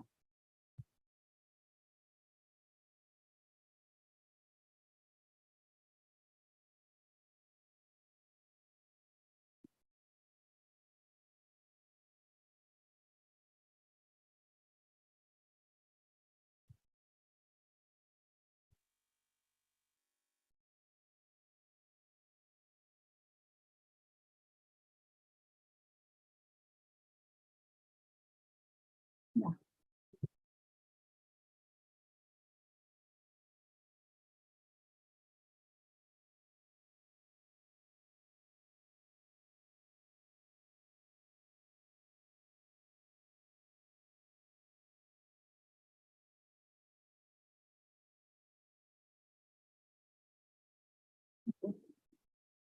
So I'm a full-time research scholar from Dr. MJR Education Research Institute. Today I'm going to present the product I'm invented and developed, that is network-enabled smart energy meter. I will tell the details in a few minutes. First of all, before going to that section, why that idea of developing that product comes. So I will start from traditional metering system. Yeah, we know that human manpower is needed for metering. The next one is RMR and AMR. It involves one-directional communication. Then comes smart meter. We use smart meter to do the bidirectional communication to exchange the data in order to control the grid, electrical grid. So So if you are implementing this type of smartness in the electric grid, then it becomes smart grid. So smart grid can provide a lot of benefits like real-time monitoring, reducing supply and power demand gap, because we know the data, right? So we can reduce the supply and demand gap. Then cloud migration, we can pull the data to the cloud and reducing carbon footprint. Even though it is providing a lot of benefits to the society and the people, it is having some problem, generalized problem. While implementing the, that means the problem to realize the smart grid in a very short period is costly infrastructure, then big data, then centralized control. The first one is costly infrastructure because grid is not a simple architecture, it is very complex architecture. If we need to make all the nodes and all the endpoints as smart, we need to invest large, huge. We need to change the entire grid, existing electrical grid infrastructure to a smart one. So it involves costly infrastructure installation. The next one is big data. Everyone knows nowadays data are the fuel of data science. We are including, we are incorporating AI, ML in everything. That AI and ML is the fuel for that AI and ML is data. So what is happening if the grid is growing smart, the number of nodes going to connect with the grid, smart node going to connect with the grid goes increases in future. So a huge amount of data can be gathered in the smart grid. The next problem is centralized control. Nowadays, most of the smart grid architecture are based on, practical architectures are based on centralized control. In order to take a decision, in order to take the data, in order to access the data, we need centralized control. So this is the biggest disadvantage of the existing smart grid, the major concern. So according to SDG 7.B, we need infrastructural upgradation and policy and services upgradation to support affordable clean energy to develop the country. So in that way, in that point, we are going to develop a network-enabled smart energy meter.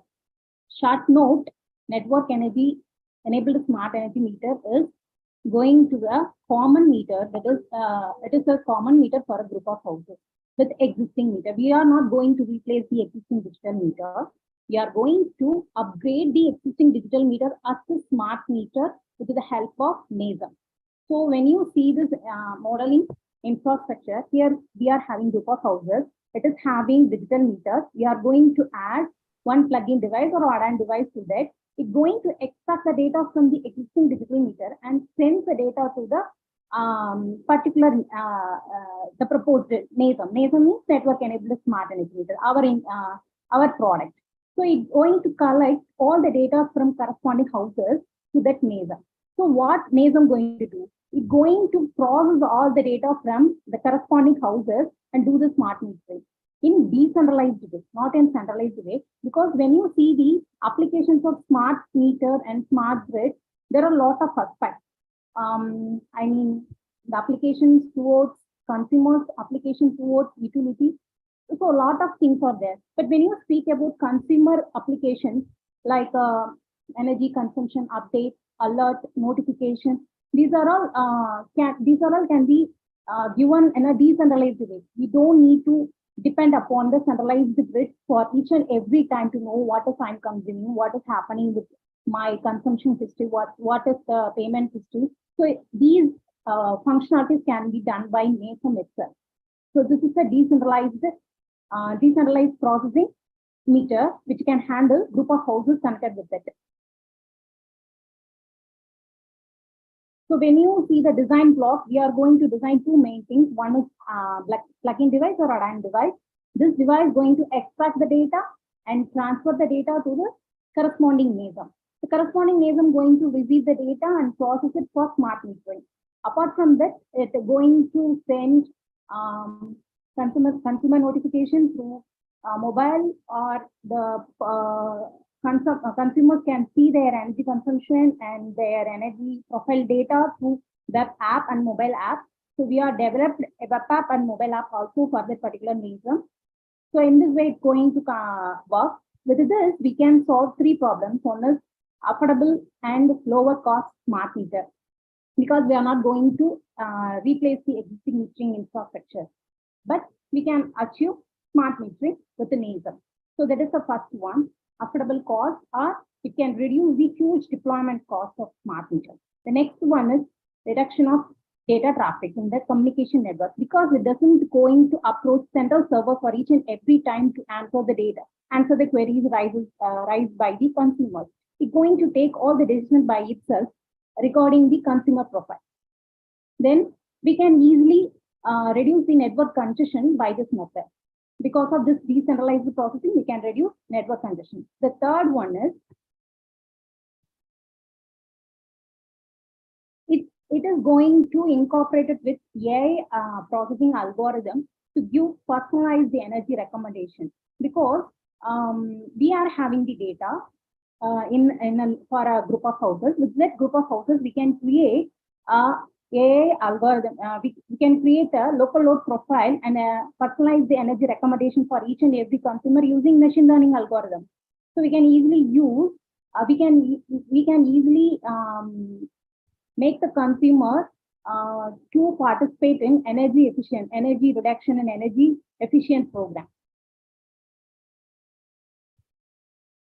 So the process, we developed the product in this following stages. One is first we developed add-on device, then wireless transmission between the central NASM and wireless add-on devices, and the main NASM or proposed model. Then fourth one is intelligent algorithm, because we need to incorporate AI algorithm and smart metering algorithm. A lot of things are going to happen in NASM, because it's going to mainly work on decentralized process and real-time hardware development and testing. That is the final stage.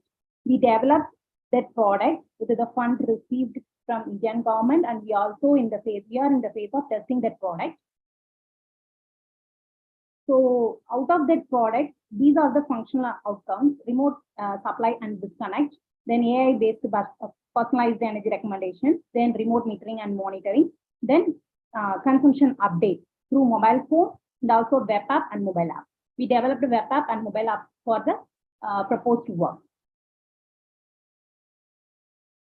So apart from functional outcomes, these are the research outcomes.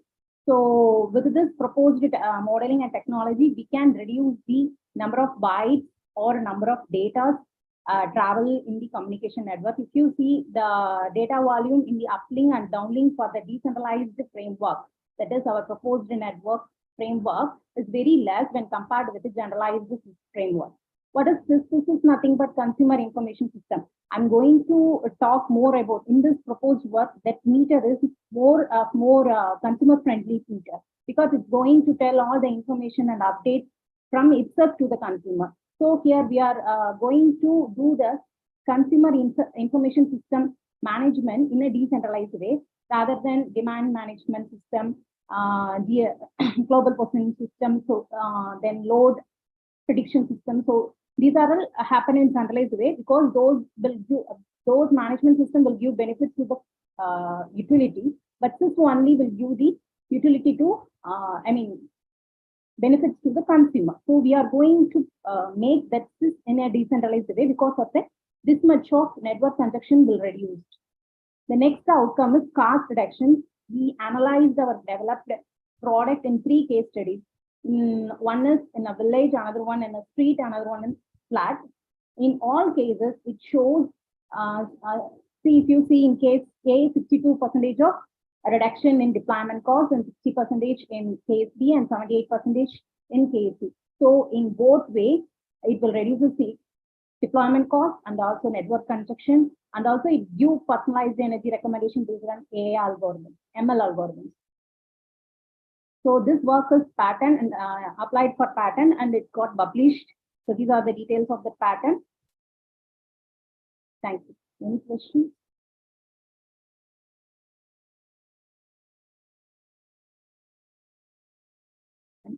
There is a question in the chat box. What is the difference between the NASM and the current smart meter used by discoms?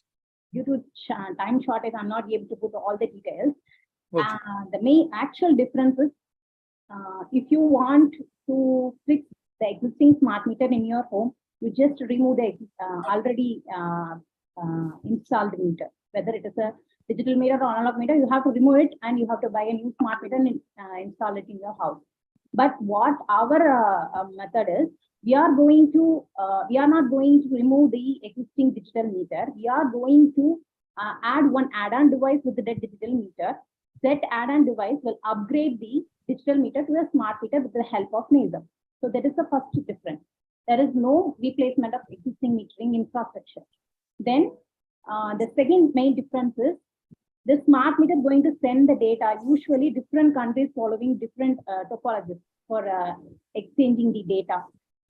For example, most of the countries will follow this communication topology. One is from smart meter to data concentrated unit, from data concentrated unit to server, head-end system, utility head-end system, from then head-end system to meter data management system. So this is the usual architecture.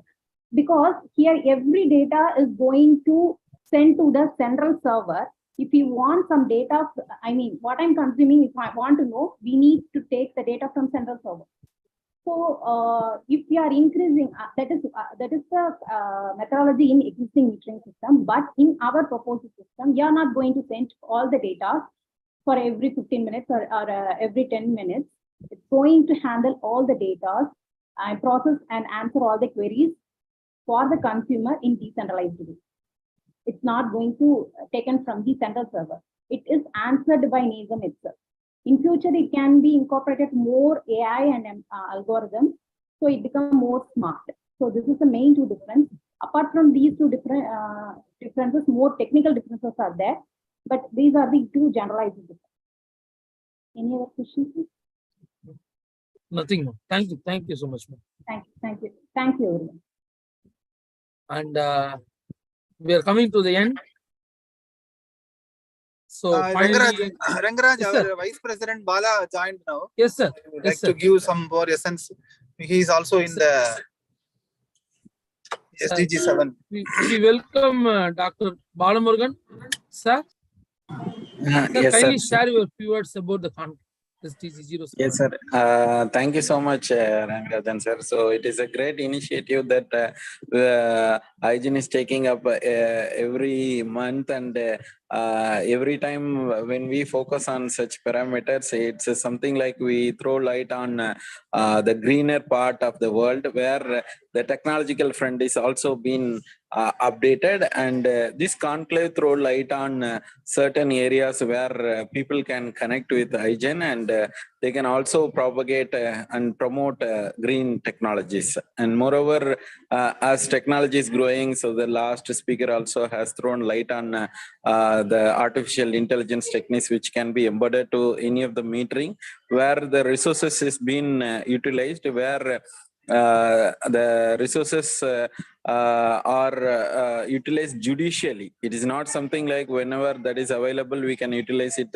as granted. So we need to ensure that the technology is enabling us to take it for the equality is something like we can give to anyone and everyone. But the equitable thing is something like, so when there is a need, we need to give to such people. So in such aspect, the government is also taking up a phased manner in metering all such resources, energy, so water, gas, and electricity. In such aspect, so when people are taking up this particular technology, so they can utilize it judicially, and the people who need to have such resources, they can also enjoy it when there is a need. So in this way, so this conclave throw lights on such parameters. It's a good eye opener for Igen as well. So thank you so much. Thank you, Rangarajan. Thank you, sir. Rangaraj, you can please inform the certificate link is already posted in the YouTube and the chat box. Then you can go for the concluding. So dear participants, certificate link is posted both in the Zoom as well as in the YouTube. Kindly fill it as soon as possible.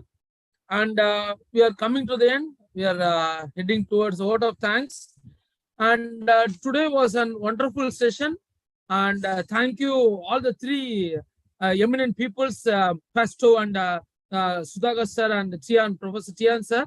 And starting with Pasto, actually, Professor Fastro was explaining about the role of artificial intelligence and energy, AI and energy, and he was telling about the AI and energy management. We from Igen in the NSAVE club, we used to promote energy saving 9 mantras.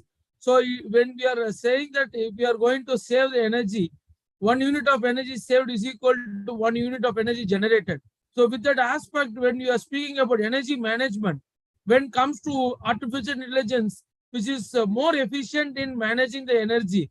So in near future, we may be jumping from 1 unit of energy for 1 day per in a house. We can able to jump to 2 units or 3 units per day in future, near future, when artificial intelligence and energy is going to take a major role. Thank you, Pesto sir, for that eye-opener session on AI and energy. And next comes to Sudhakar sir. So it was an wonderful experience. From your day one, from the schooling itself, you started playing with coal, and it seems to be right now we people are speaking about FAME 2030. So Fastro sir also was telling about there is a faster adaptability of electric vehicle throughout the world. So people are making changes in paradigmatic shift from gasoline vehicle to electric vehicle. But unfortunately, when we are seeing from our president sir shared a report on SDG 7 2022, it seems that only renewable energy contributes only 17.7%. It is a very pathetic condition to be as of now. In India itself, we are planning to shift paradigmatic shift from gasoline vehicle, that is petrol and diesel powered vehicles, into electric vehicle by 2030. We are pushing, the government is pushing a lot towards that by giving funds and reducing the taxation on the electric vehicle. People are thinking the electric vehicle is very good and it is a green, it is good to the environment. But unfortunately, as an electrical engineer, and we are speaking about the sustainable development goals and energy criteria throughout the world, when it is coming from 17.7% from renewable energy sector, the same electric vehicle, it is going to consume more amount of electricity when it is going to be tied to the grid. The already grid is having very low penetration of renewable energy. And fortunately or unfortunately, it is going to take more amount of black power, that we used to say it is a brown power in our Igen.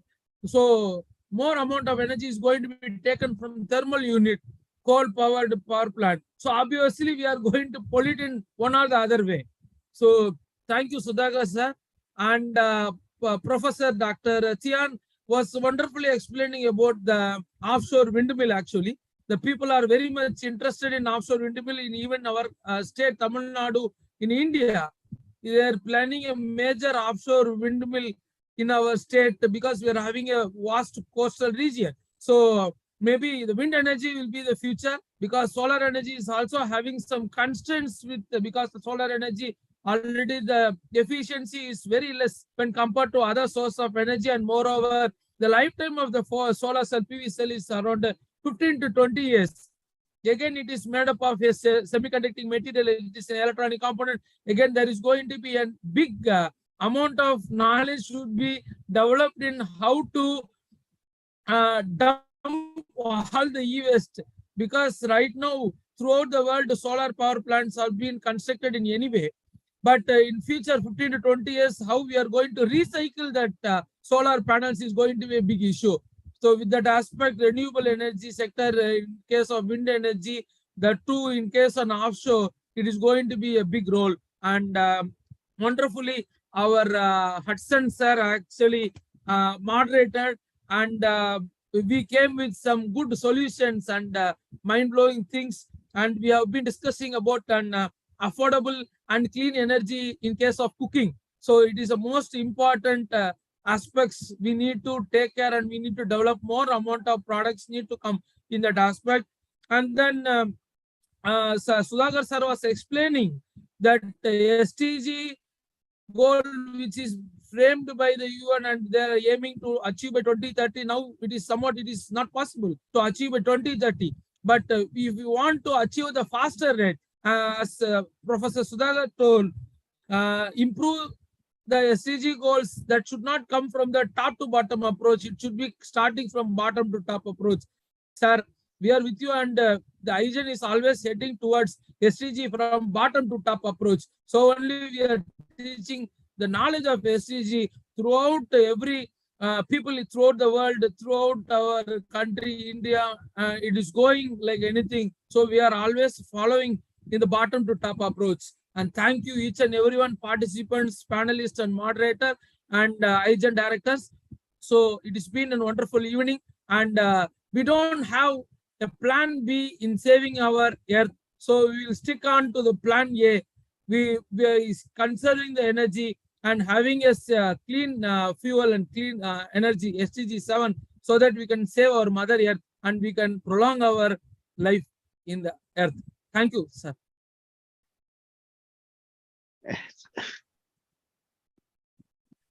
Thank you everyone. Thank you, sir. Thanks. Thank you. Hari, you can stop live, Hari. Thank you. Close the. Yeah. Hari. Okay, so thank you all. Thank you, Sudhakar, for coordinating and arranging. Thank you, Karthik, Mohan, and professors. Thank you all. Thank you so much. Thank you very much to everyone. Thank you.